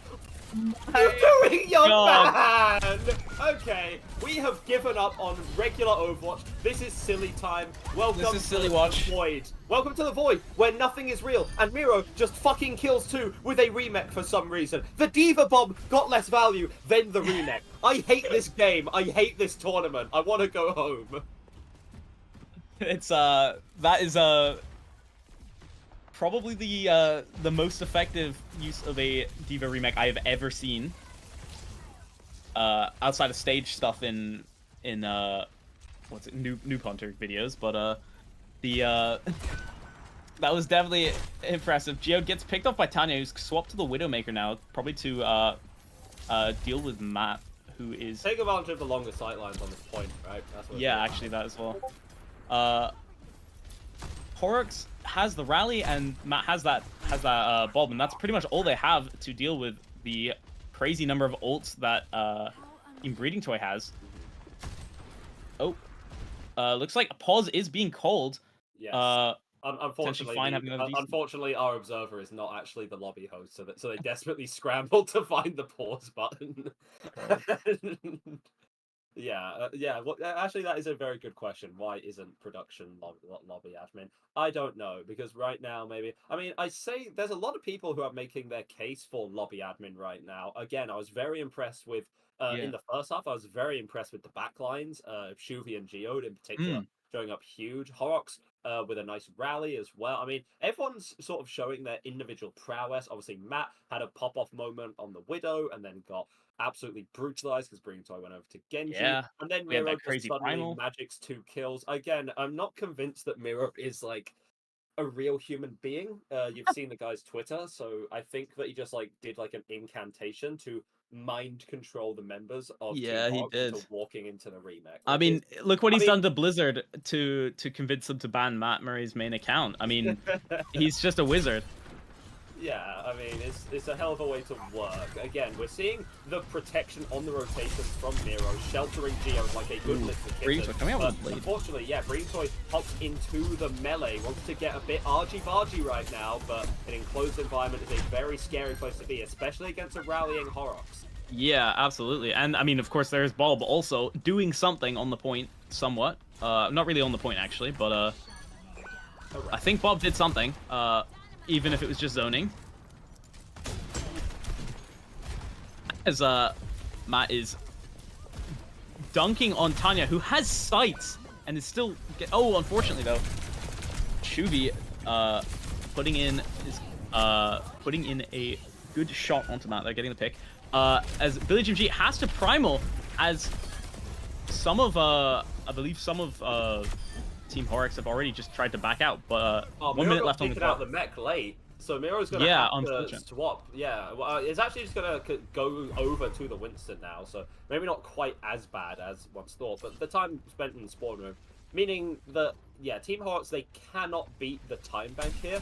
Obviously, Yeah. payload, there's not going to be a draw potential, but they have to finish the map. They got one fight to it, and they've swapped up their comp, meaning they have no ult. Now, granted, neither does Team Breeding Toy, so I'm very interested to see how this fight goes. I mean, we do have that pulse bomb from Fine. Doesn't get a pick though, so unfortunately, not very useful there. Matt gets taken down. Tanya gets traded. Geode also going down. Miro and Shuvi as well. It's just one pick for one team, one pick for the other. Fine and Horrocks are just fine versus Breeding Toy, Billy Jim G, and Sour left alive. As 10 seconds left on the clock. Fine is probably able to get a touch maybe here. It's going to be tough. It Gets very the much touch is. off. Yeah, okay, Fine's going to be able to get onto the point. Sour's charge up to a rally. You know, you've not swapped your composition. Monstrous stun onto the backline means that Geode and Horrocks not going to be feeling very happy about that one today. And imagine losing to a Diamond support player. That is, a Diamond support as I will quote player. my favorite hero, how embarrassing. That is a absolute masterclass there from them. I mean, that is the round. So that's the round win or the game win. Sorry, match win. That's the words. I don't even know what I'm speaking. I'm so confused as to what kind of silly watch we're watching right now. But I mean, well played both teams. Especially well played to the Breeding Toy side of things. Especially with the fact that they had a diamond support and still absolutely demolished. It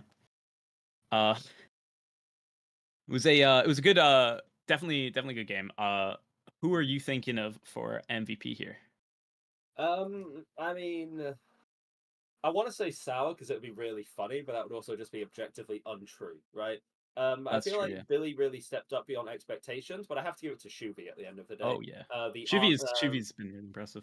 I mean, Shuvi's a nutcase at the best of times, and I think the Ana display on Gibraltar is what really convinced me. The first map, I'm gonna be honest, bit of a nothing burger, right? Second Yeah. map, way closer, far closer between these teams. Like the first map, it was Team Horrocks, who were still trying to find like what composition to actually play, like how to begin playing Overwatch. Is watching Baby taking its first steps essentially, and while that's precious to see, eventually we want to see like proper men beating up each other as men should, right? As opposed to beating off each other, which is another thing that happens in my dreams on occasion. So definitely Shuvi, because the Shuvi, army yeah. play was really great. You could see surviving even when the other support went over to Kiriko, was able to survive for alarmingly long times against the dives, get nice anti-nades, pumping damage. I think was just sort of Some of the killing. sleeps are incredible as well. The sleeps, killing Geode randomly for no reason at all always helps. So yeah, I'm gonna give Shuvi my player of the match there. Yeah, I would probably agree with that, but I also have to give props to Billy Jim G. Not the original planned tank for the team, as Wantom had been taken out by Matt Murray, but really pulled through and popped off and played really well. So I would say if it was up to me, I'd give it to Billy Jim G. But Shuvi's also a very good contender for that. I mean, the whole team was playing great. I mean, Tanya was hitting great shots. Breeding Toy playing like this is some sort of solid Metal Gear Solid game, hiding around corners and waiting for everyone to pass, and then coming out with a assassination pick on Reaper. I mean, even Sour on support was playing really well, for the fact that, especially when you compare to the rest of the ranks of the players in the lobby, was good.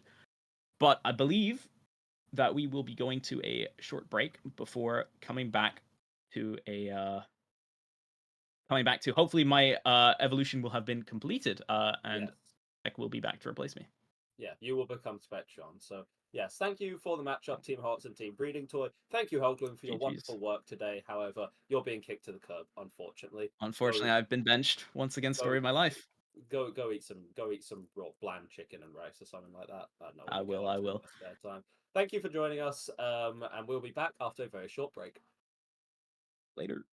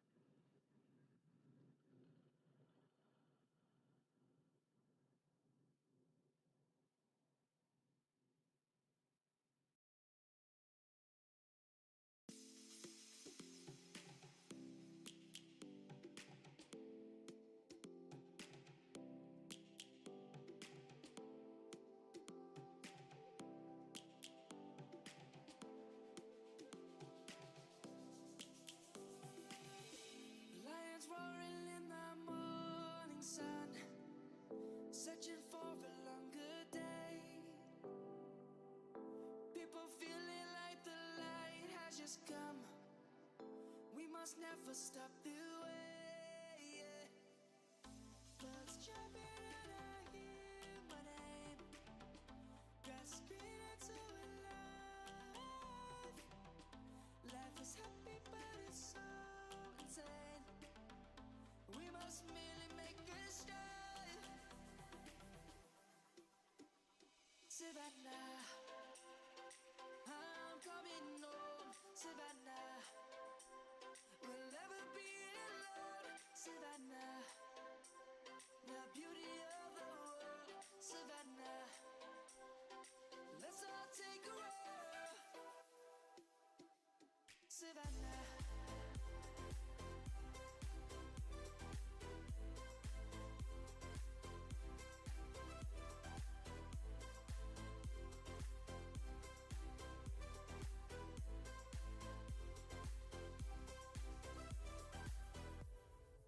Lion's gonna come. The birds have just begun. We will always take a stand for the people, for the land. Let's go back to when we were young. For the animals we stand. Let's go back to when trees were swung. Kids across the land. Savannah, I'm coming home. Savannah, we'll never be alone. Savannah, the beauty of the world. Savannah, let's all take a roll. Savannah, I'm coming home. Savannah, we'll never be alone. Savannah, the beauty of the world. Savannah, let's all take a roll.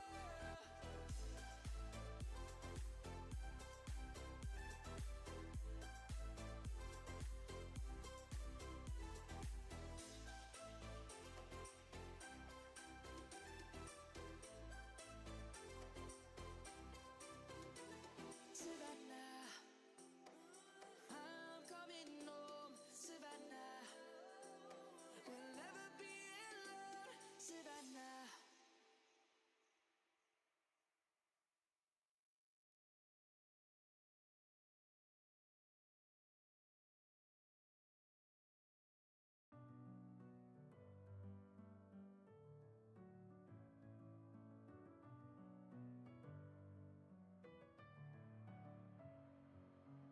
Messing with my head again. You had your heart set on me, but these feels, they come and go, and they come so easily. Tell me what it is about you that I can't forget, but you're breaking down my walls again just to set me free. Why do I, baby, why do I love the way you always leave me? Why do I, baby, why do I love the touch but never love the feeling? Why do I, baby, why do I love the way you always leave me? Why do I, baby, why do I love the touch but never love the feeling?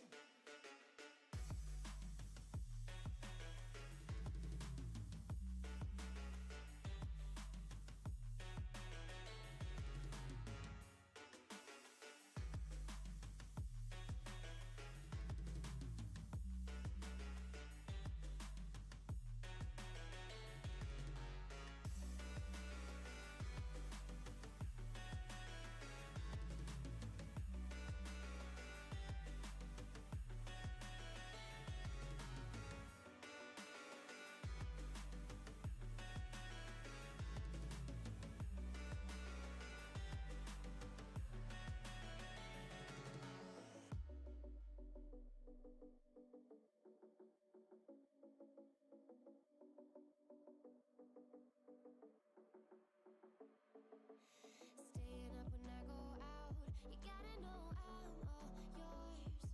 But when I say what's that about, you start slurring your words.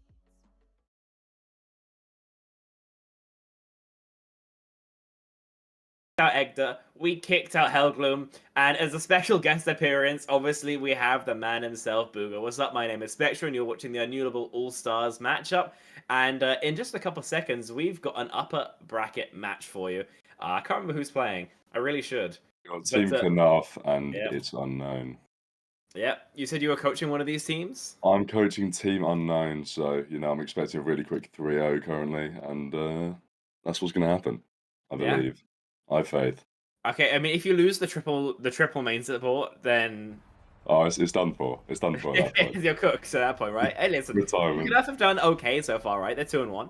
Obviously, It's Unknown haven't dropped anything yet. So what's the strats been then for Team It's Unknown? What you guys been cooking? It's basically Nevix is obviously a big Orisa fan, so we've been trying to play towards that as much as possible. And we will probably be seeing a lot of Malga right now into this Andreas Doomfist, since that is very much a positive matchup for It's Unknown. Fair enough. Fight starts, and it's super passive from all of Team Knaf. They're just waiting for a pick to come through, waiting to just spam in as much damage as they possibly can, but nothing's really happening so far. It's Unknown have cart control. Andreas has to go for these super soft engages, right? Because a Malga slam on his head is going to cost him pretty thoroughly. Tries a little bit more. Nevix is under a lot of scrutiny. Will be able to survive. Riz with the same could not be said. So an early death for Edward might just cost Team Unknown already. Only Volts of healing just isn't enough for a Malga. But I mean, Nevix, look how low he is. He's still staying alive, still dealing damage, but surely it's all temporary. It's Unknown all low and will go down. That's first fight in favor of Knaf. Yeah, that's to be expected. By playing this Juno, you really open yourself up for the Tracer to just get the value. Tracer to just go in behind and basically one-clip Juno off cooldown. The Malga does provide the sustain in this comp, but once that Juno goes, it is really hard to keep yourself alive. So all the pressure on Volts then to make sure Edward's not dying on cooldown, as he put it. Team Knaf, they're coming up on some check marks, a little bit further than It's Unknown. A pulse one would be lovely early on, but they're not scaled for it at all. Instead, it's just going to be Fire, who somehow survives. I guess all the main supports know how to peel. A pelt on to Voltzer is a great opening, and with HP advantage as well as the duplicate. Team Knaf win second as well. That was a really good old fight for them, although It's Unknown did get them to use the copy and the pulse. But across the board, Team Knaf do have the ult advantage going into this next fight again, but we need to look out for this cage coming up for Nevix. I mean, the Orbital Ray seems like something that Team Knaf wants to play for. Obviously, it got nerfed in recent patch, but is it still, as powerful as it once was? Yeah, it's still definitely like a very strong and powerful ultimate that will win you a fight. Yeah, see if that finds a value rally out from Fire already. That's going to be enough. The Orbital Ray compounded on top of things, and even though Team Knaf do spend both their backline ults, just nothing's going back the other way. It's Unknown really struggling here. And the key part of this next fight will be if Nevix can get that cage and trap Andreas inside of it, which will 100% cause him to die, since Doom has no abilities inside that ult, and it will stop his ultimate. All it'll do is make him hold block for a bit and just feel pretty sorry for himself, realistically.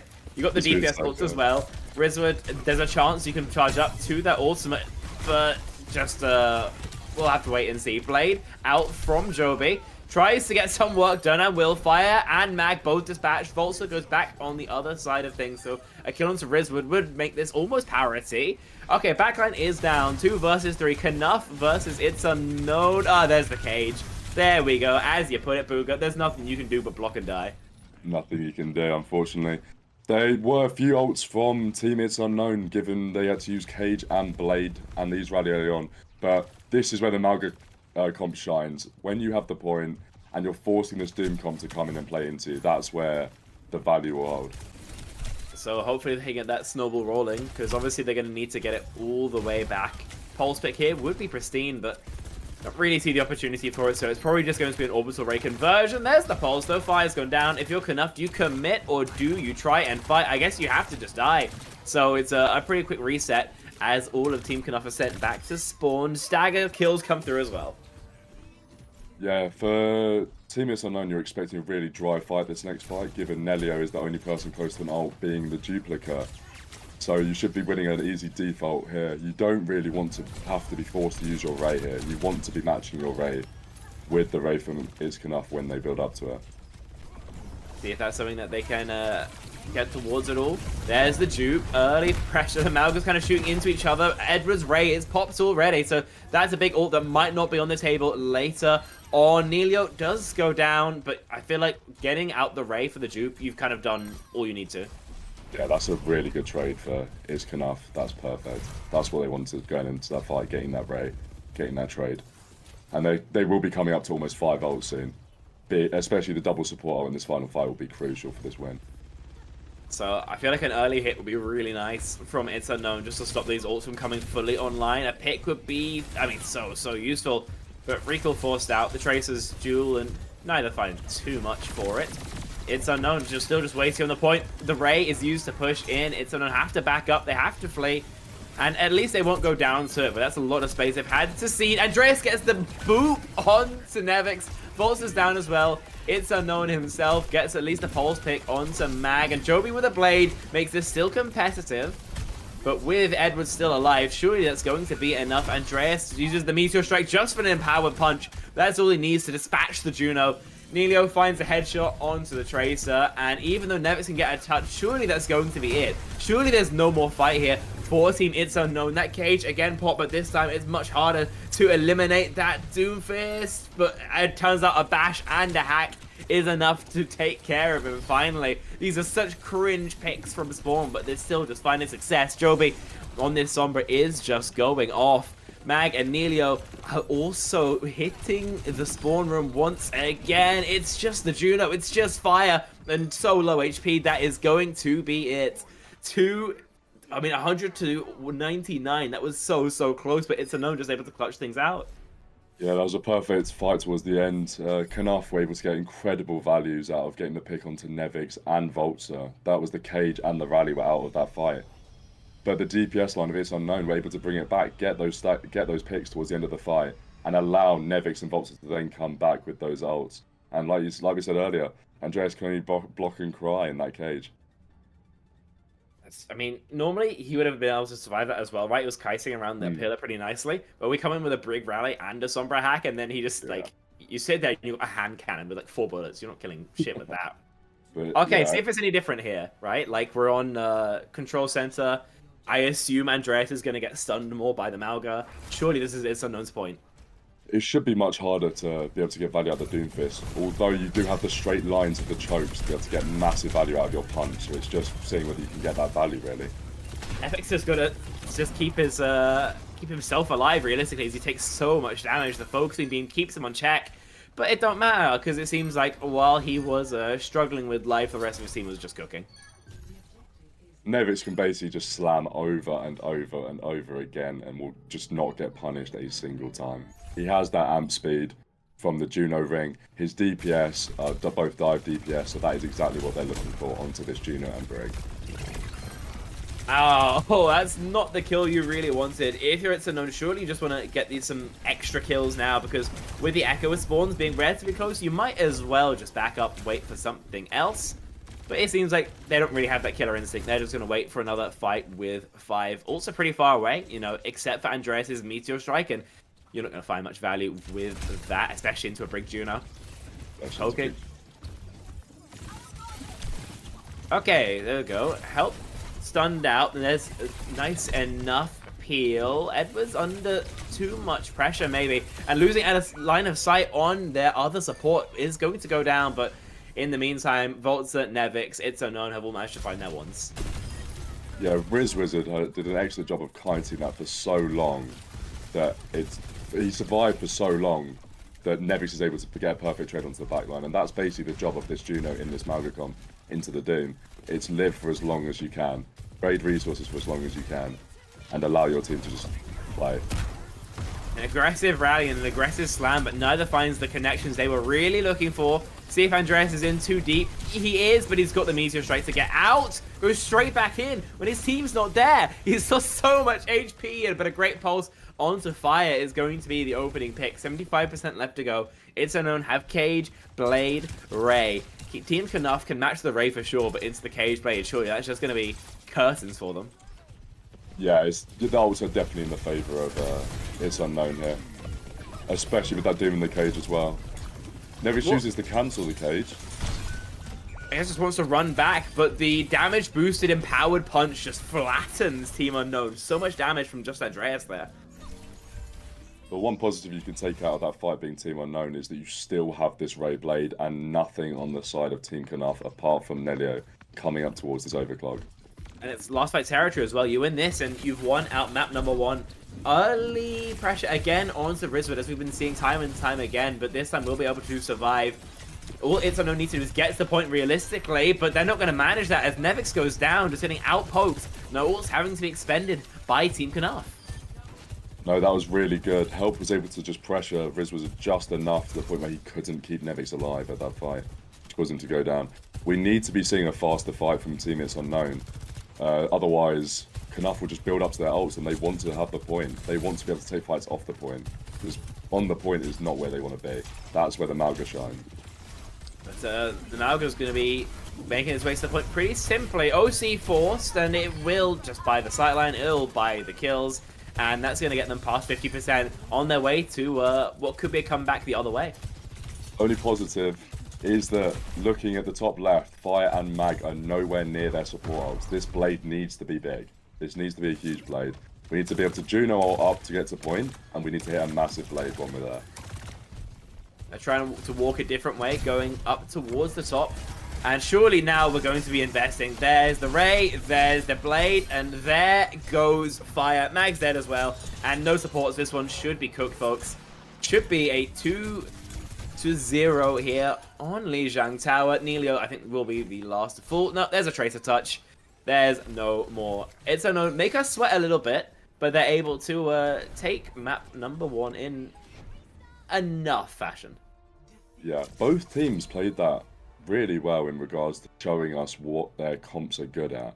The Doomfist was taking fights not on the objective, and the Malga shows that when you've got the point, it is so hard to take that back. And obviously we didn't even have a chance to speak about this, but during that map we had obviously our Lucio and Farah banned out. Do you think we would have played more like Lucio comps if there was the opportunity to play that hero, or is it just Brig all the way? It's unknown, we have been playing a lot of that Juno Lucio, just playing incredibly fast as possible. It means you don't have any backline for the Doomfist to actually punish. Rather than when you have that Brig Juno, you are slightly more stationary. You're slightly more vulnerable to a Doom Tracer engage. Yeah, and then the Farah picks, I guess, they just don't want to play the Farah on Lijiang. I know a lot of teams have been playing it, especially on Garden. I'm assuming that's what it's for? These two teams played literally last game, and the one part that we found that was slightly more harder to play into was the Farah pick, because we want to be playing much more of this Tracer Genji style that is unknown have basically been playing this entire tournament so far. Okay, so then what kind of bans do you expect going into the next round then, I think is the real question. Because obviously we've seen what those ones are going to do, but here, obviously there's probably going to be at least one like Malga ban, at least one like Doomfist ban. So what order are we kind of expecting those to be in? I'm expecting it to be a Malga ban next, or depending on what map we go to, because the Malga ban inherently then protects the Doomfist. So that would be a great 2-in-1 ban for Team Knaf. And then I would expect maybe maybe another support ban from It's Unknown. Team Knaf like to play Kiri here. From what we've seen them play Kiri and Juno throughout this tournament. So I can see It's Unknown limiting that possibility to only one possible support pick, and then try and play around that because Nevix has his flexibility and is Orisa, and then he can punish backline through that. Okay, so like a Doom and then a Kiri ban is kind of what we're expecting? That's what I'm expecting. We see a that. Soj ban instead. We see Malga and Soj. Soj is interesting. Because it's second ban, obviously, so it's not a protect. They just don't want to play into the Sojourn. Yeah, I'm assuming that's because of the far sight lines, especially on point 1 here. Overclock is a strong ult for getting space and doing a lot of damage in general. So maybe they just want to keep Team Knaf playing a more stationary comp to be able to hit faster dives. I have to wait and see if it actually comes out. Obviously, we saw plenty of Sojourn in that previous. Saw some pretty decent work from it, obviously, on Nelio. But I think without that, I assume he's going to go back over to like the Echo we saw on Gardens here. Obviously, Suravasa appears to be the map we're going to next. I mean, I would normally start talking about, oh no, you could play like a Queen here, or you could play, Mauga's maybe more viable here. But realistically, we know these teams are going to play what they're going to play, right? Andreas is going to play Doom. Nevix is going to play Mauga. There's no surprises. Yeah, the thing with the Malga ban is you also know that Nevix is going to be playing probably Orisa, because this guy does not have the hazard gene whatsoever. He's been watching me for a while in scrims, and he can't pick it up, unfortunately, the guy. So hopefully that'll happen soon. But like I said, we've got these two very, very talented tank players in this lobby with a grand total of 3 characters in their hero pool combined. That's why the bans are really strong. That's why bans are a good thing. Bans get to like fluff the game up a little, that we get to see what is going on, what these teams want to play, and get them out of their comfort zone a little. I feel like bans kind of bring us back into like 3-1 Overwatch. You remember like when we had Overwatch League season 1 and you had to play 4 maps, so every game was just a 3-1 because teams would win the series and then just throw. Yeah. We've got that, but instead it's like you can ban a team's one trick and then they can't do anything. So like I think we're seeing in like Korea, like teams like Crazy Raccoons and Falcons are losing maps to teams they probably should just be like smacking, because there's just hero bans you can get advantages on. I think that's really cool. 100%. It makes the game more interesting, much more interesting. And given the state of Uni Overwatch and the fact that every team has a Lucio one trick, you can't be banking on that anymore. Okay, we'll see what we're getting hovered now. So remember, there's no more of that backline ban, so people can play whatever they want. But it seems like Fire and Mag are going for the Juno Brig anyway. Obviously, that's a Lucio, a double speed comp from It's Unknown. Nevix, is he actually to play the hazard? You said he didn't have the gene. He didn't have it installed. The gene, but this is a very strong hazard point in general. You've got the high grounds to be able to take advantage of. You've got leaps. You can wall. It's a very strong character in general, but it 100% gets a lot of playtime on this map, and it's much more forgiving when your backline is on that Juno Lucio, because you can just speed. You've got your amp speed into a ring, and there's not much that Brig can do into that. See how closely he's been watching your scrims there? That's a missed wall. An engage onto Fire, who does end up falling over. Yeah, Joby and It's Unknown able to follow up so easily, and apparently he doesn't need the gene installed if his team's there with him. Exactly, that's the positive part of this team comp, is that Nevix, all he needs to do is pop down that wall, even if it's not very good. They'll be confused, and it's fine. You can just jump in and get some value.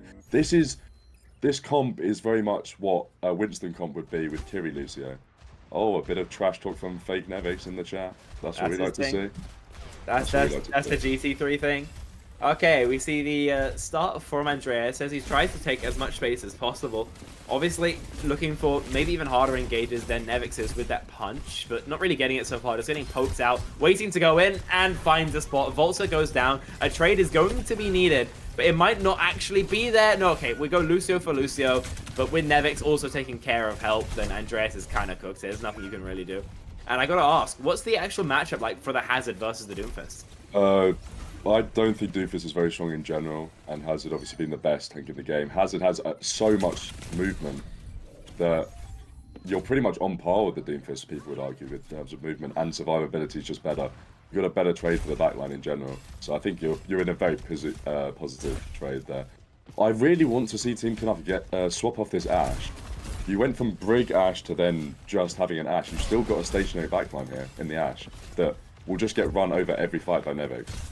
I've got to agree with you there. See if that's what actually ends up happening, or if there's finally something different, if help finally starts hitting some shots. Pulse onto Andreas, they trade! It's Unknown goes down to his own Pulse bomb, but as Nelio and Andreas are both dead, it's still the advantage here for his team. I'm assuming it's just going to be Nevix cleaning things up here at 99%. Mag can't stall for much longer. Nevix finds the elimination, and that's going to be Market going in favor of Team It's Unknown. He's a very lucky guy that you can hold right click and it does damage for him, because that man cannot aim. He's a Rhine player, by the way. Yeah, that was a really good rotation from Team Knuff, but as you saw, they still just get caught out. It doesn't help. You have a stationary backline. I need to see this Ashe after Bob. Bob will be really strong for this point, especially with this Doom comp. Having Bob being able to just take pressure onto point, and then when Team It's Unknown need to rotate, that's when you get your value. Team It's Unknown don't have a DPS that wants to touch when Bob's there. It will only be the Hazard. But we will probably see an early engage out of It's Unknown when that happens. There's the Bob onto the point. Voltzer drops the beat to stay alive through it. A 1v1's been found between the Ashe and that Hazard. And even though Voltzer steals the kill, then it goes in favor of Team It's Unknown all the same. There's just a couple members of Team Knuff left, and they should be mopped up pretty quick. The torpedoes don't actually connect. unNUELable goes down, and just the 2 left. It's Unknown, one-way traffic right now. This is the strongest Hazard point, in my opinion, on this map. You've got so many high grounds you can play around. You've got so many... You can literally go from main, wall climb up the rocks and hit top right. There's so many angles for you to play around. I think this will be almost impossible if you're going to have to play this. Although they do have double support ult. They're now on Sim, so let's see where they can TP to. Sim is weird. Okay, on the Tracer as well. Rizwood just gets obliterated by the Meteor Strike. The Empower Punch comes so damn close to taking care of Joby as well, but Nilo is traded in the backline. Nevix is eliminated finally. I think that's his first death this map. But in this fighting, we're still waiting to see who's going to take care of things. It's the lead for Team Knuff, and off the back of an Andreas opening pick, seems that they've been able to take some percentage. unNUELable, this Sim is definitely a comfort pick for him. Bear in mind he's been throwing my ranked games for the last month on it. But other than that, he's really likes that is a huge ult from Nevix there. He has been watching me in scrims. There we go. That's an easy fight, just needing the Hazard ult there, which is perfect for their team. I feel like Hazard ult is kind of one of these ultimates, which is really, really feast or famine. If you hit anyone, they're just basically dead if you don't have sound barrier. But if you don't hit anyone, it doesn't matter. And obviously, you're not hitting somebody very often. Obviously, no beat for it when it comes down. Fire only just getting it now, and It's Unknown back in control. Yes, I'm expecting Orbital Ray on this rotation. That's a perfect Orbital Ray. And that is an Ajax from Fire. Oh, that is dear. not what you want to be seeing. Oh, Captain Flash, dear. Unixco, they would be proud. I've seen enough Ajaxes from those two. Yeah, and on Suravasa as well. Oh, yes, the Indian buff is there. Captain Prash is looking down on us. Happy birthday, my brother. Happy birthday, Prash. Okay, what are we at now? We're 2-0 up. Do you think there's any chance at all for a Team Knuff comeback? They've swapped to Mercy back to Lucio. Okay. They have a wall. Spawn min-max? I don't know. Bit spawn min-max. Wall is a very strong ultimate, but I don't see the value that it will get with this team comp. Wall is one of the strongest ultimates in the game, in my opinion, but that's in the Brawl team comp, not necessarily here. I'm Feels expecting like a big load. Most of It's Unknown can just like walk past it. Okay, Joby has done 0 damage with this Dragon Blade. I think he hit 1 slash. That's a little bit unfortunate with the beat blade. He did hit 1 slash. I'll be having words with him afterwards. Why isn't he going on the sim? It's back of his play. They win it. And Help tries to get away from Repulse, but it doesn't work. Andreas finds an exit frag, but probably will just die himself. Yeah, that's okay. We get out 2 ults. 2 for 3 trade in advantage to Team It's Unknown. And there we go. unNUELable is onto the Farah. The game of Mystery Heroes will probably end here. I mean, he's running out of time to keep swapping, right? Like, at the end of the day, this is 2 fights left to go. He really doesn't have that many options, and with Help going down, that makes it just 1. All you can do is wait. All you can do is back off and try not to get exit fragged. It's Unknown will go down, and so is Volt, so they overextended here. Yes, that is a really strange overextend. Bearing in mind, you win the default on this Hazard comp 9 times out of 10 into this Doomfist comp. You just have a better comp. So I don't think there was a reason to overextend there. You've just given this team another lifeline coming into this. Although the ult advantage is 100% with Team Is. I think you have a touch here. If you're Team Knuff, do you almost just play to bleed out ults and then try and retake? Yeah, I would play really far up here. Like literally around where they're playing now. And look for engages there. You kind of have to. But I would be really worried about an engage where Nevix can just hit it ult back onto his team. We've seen him just for Suzu. He's certainly trying to force the enemy back, and Mag's playing with fire there. Obviously, there's a downpour to be packed, but there's already no Kiriko. What an advantage for you in this early fight. Andreas goes down as well, and all you can do is reset as fast as possible, right? I think there is time, as we mentioned, but it's not going to be comfortable. Not forcing out any ults there is really hard for Team Knuff. They are coming up to their own, literally double support ult now, which is obviously really good. But you are worried about this downpour. the downpour can go down and lock you up, and you can kill through beat. If everyone focuses one target, you can easily kill through beat. So let's see whether Nevix can actually hit it. We'll see if he can. There's the Kitsune rush. The downpour just to zone it. Fire, Neilio, both going down to Voltza, and it seems like that's going to be it here, folks. The beat is just celebratory. I'm sure we pop the orbital ray as well. But 3-0 here on Suravasa. It's just a canyon. That was a 3-man downpour hit, which, you know, you can't mock him. 500 whatever K? Maybe it's worth it. 530. 130. Yeah, he's looking like maybe It's a Gnome was cooking with the biggest overspend in the tournament. Oh, right? definitely, Like, to be fair, yeah. Listen, I know we had other tank players who were expensive. You know, Andreas was 400, Rene was 370, I think. Honestly, Nevix is looking like the best so far. So, after watching the games earlier, Nevix is making these guys look like Poundland options, to be honest with you. What a Exactly. man, what a player, what a star. what a guy. But yeah, I listen. I think I was the biggest hater of the 530k for Nevix. I did not know he could play like this. I thought he would just play Reinhardt and just get like shit stomped. No, this is the part that you've got to think about. It's 530k, but you get Nevix as a player and me as a coach. So really, 2 for 1. really, it's 500k for me as a coach and 30k for Nevix as a player. So you're saying this is all you? I would have signed up. I would have signed up to play, but unfortunately, I feel like $1 million just isn't enough for a player of my caliber. So. If you had to budget yourself, where are you saying then? $1.5 million? Nevix is 500k. I have 3 mil. I have 3 mil. I thought we were heavy. It's got to be done. You know what I mean? You've got Yeah. to back yourself anyway. But I feel like the one part about University Overwatch is the lack of hero pool diversity in players. Oh, absolutely. Like And- how many people in University Overwatch are actually flexible? That's the thing. And unfortunately, I am the flex demon. So you know, all 3 roles we can hit that up. But- We're seeing Neilio flex onto another role, but We are seeing earlier, and we are seeing the distinct lack of coordination, I would say, with the team right now. I feel like they did hit up a quick play game, yeah, practice in between, but I feel like they need slightly more. Maybe they should have asked for the bigger coaching. I did offer it. I did offer bigger coaching. No one hit me up, so I guess it's on them. It's on them. They had the opportunity. They thought the quick play scrims were going to be enough. Unfortunately, it's not enough. But No. like you're saying, we're seeing kind of, in my opinion, a bit of a 2-0 stomp here. Map 1 was relatively close, but it was close when we expected it to be close. It was close when Team Knopf won the first fight and they controlled the point really well on that Doomfist comp. But when Team It's Unknown get that recap, you're not capping back, unfortunately. And now the Malga will be back in play.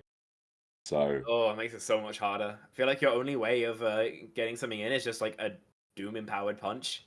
Otherwise, you need your DPS just to go kill somebody. Like it's so peak, right? exactly. Saying the Doomfist per punch, that means we obviously know that Andres wants to be playing as Doom. So like we see coming out now, Mag has banned Orisa. They need to ban a tank to be able to protect this Doomfist pick.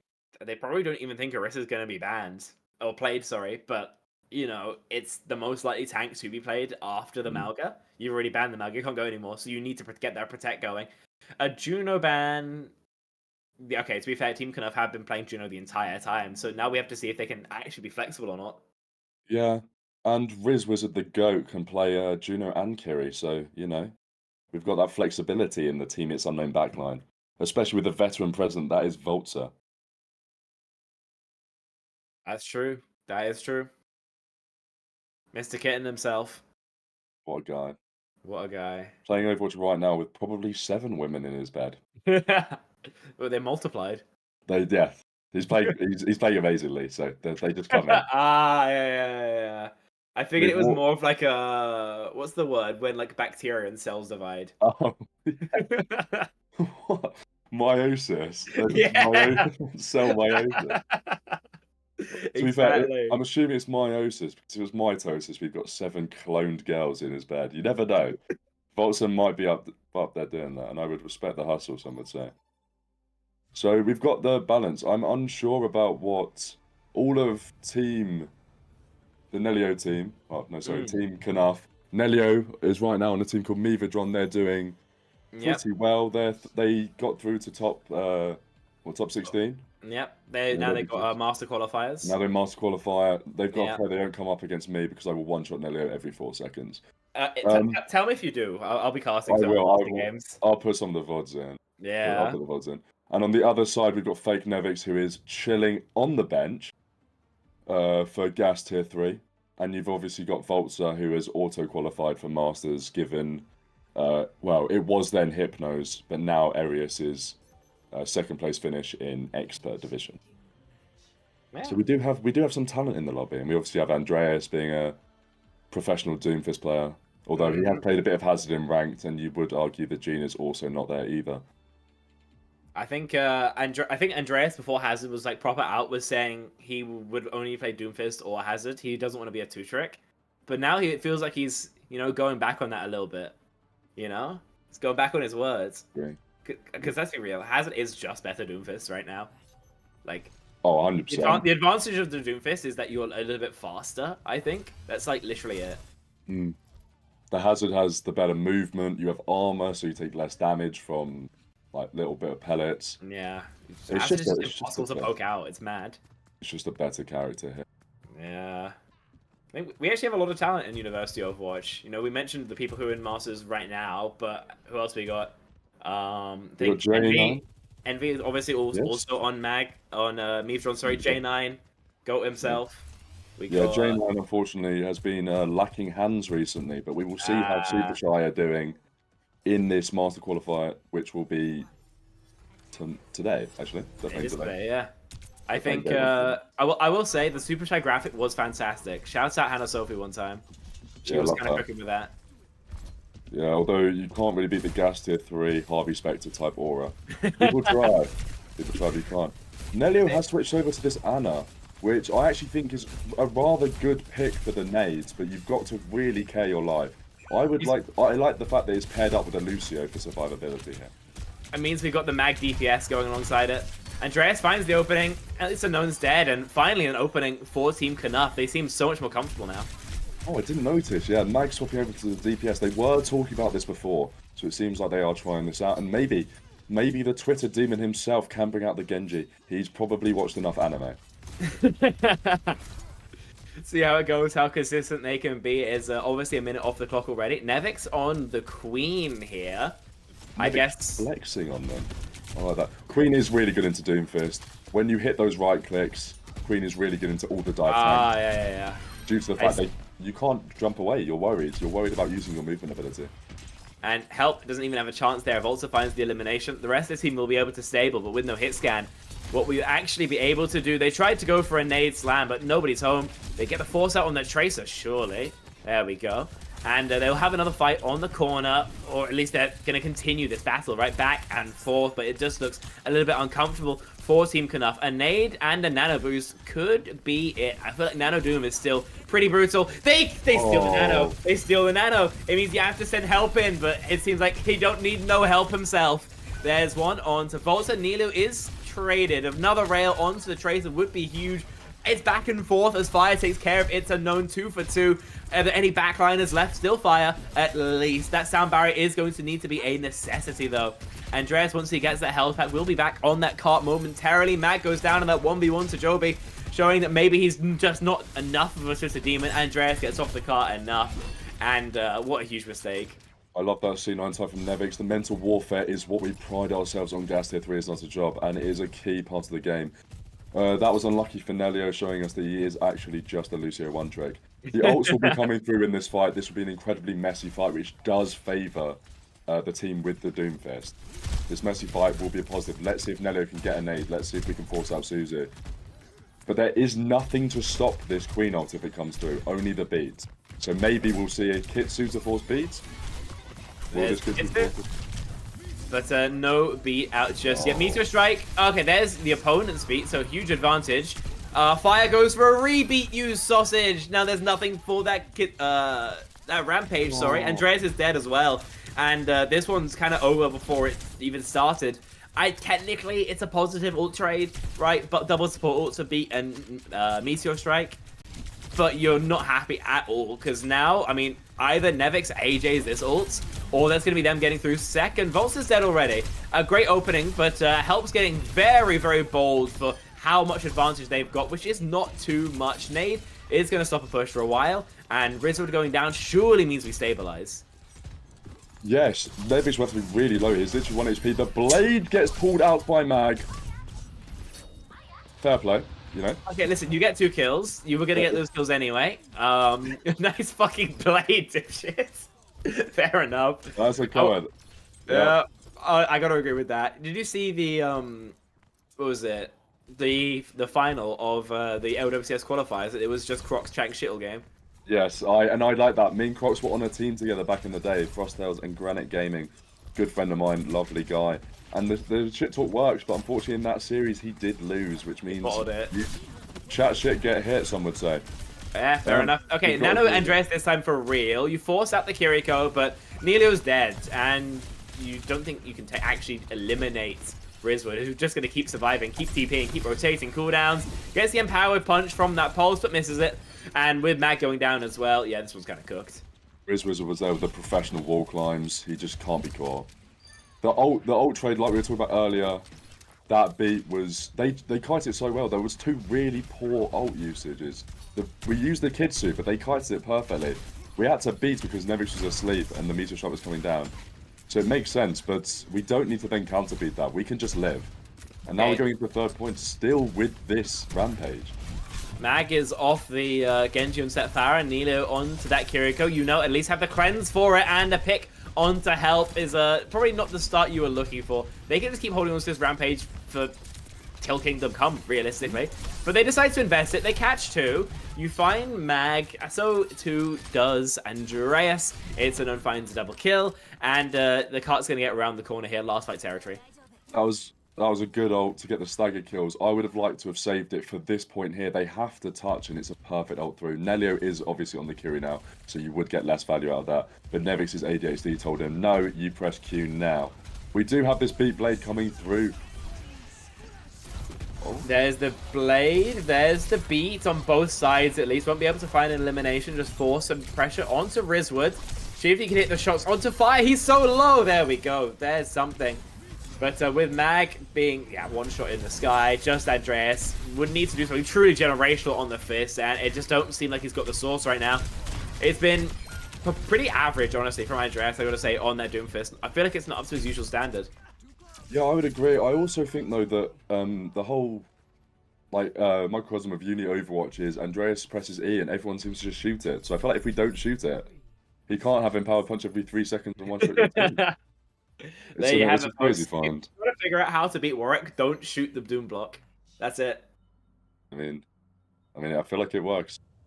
Unfortunately, in that fight, we had the beat blade coming out from one side, which was Match Wi-Fi's great time beat. But then you have nothing for the Kitsu just coming through the middle of the point after the beat ends. It's getting out-ulted. 2 minutes on the time bank on Shambali is kind of crazy as well, right? I feel like this is a map which you don't even finish that often. No, it's definitely a hard one to finish. You normally finish it if you ever do in overtime. So Nevix is going to stick onto this Queen. Are we going to see an early chokehold? I feel like we obviously can't play Rissa, but I feel like you play Malga at the spawn. I feel like it's a very good chokehold. You have the slams when they go through, but we are going to sit to this Queen comp. Nevix telling us he's not a 2-trick. Yeah, he might want to. He's telling us he's not a 2-trick. Yeah, and I respect that.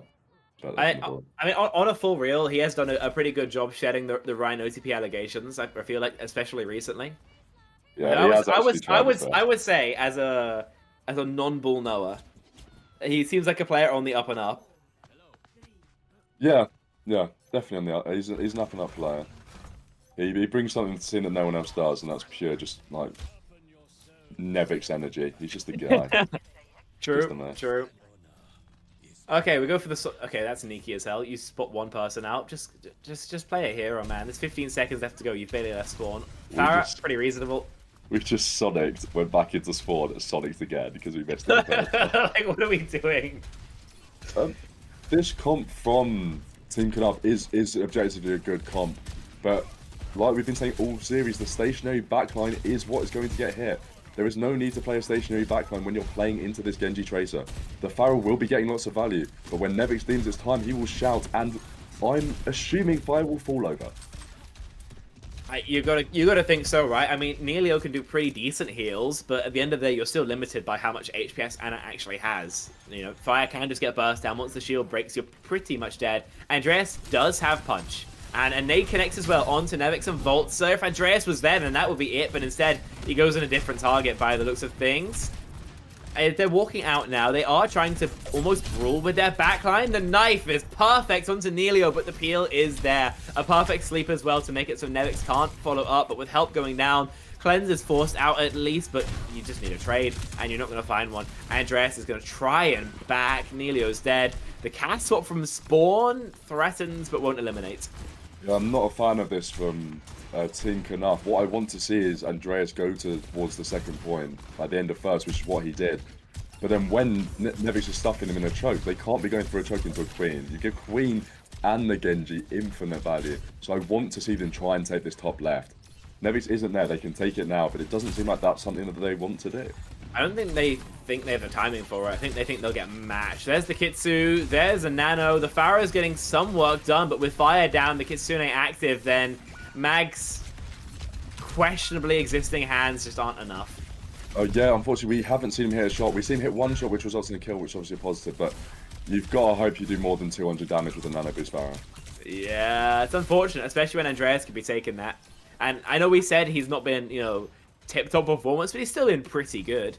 Okay, you only spent the Nano, though. They only spent the Kitsune. You do probably have all advantage here as long as you don't get rampaged. This might be it. This is like the chance for Team Knaf.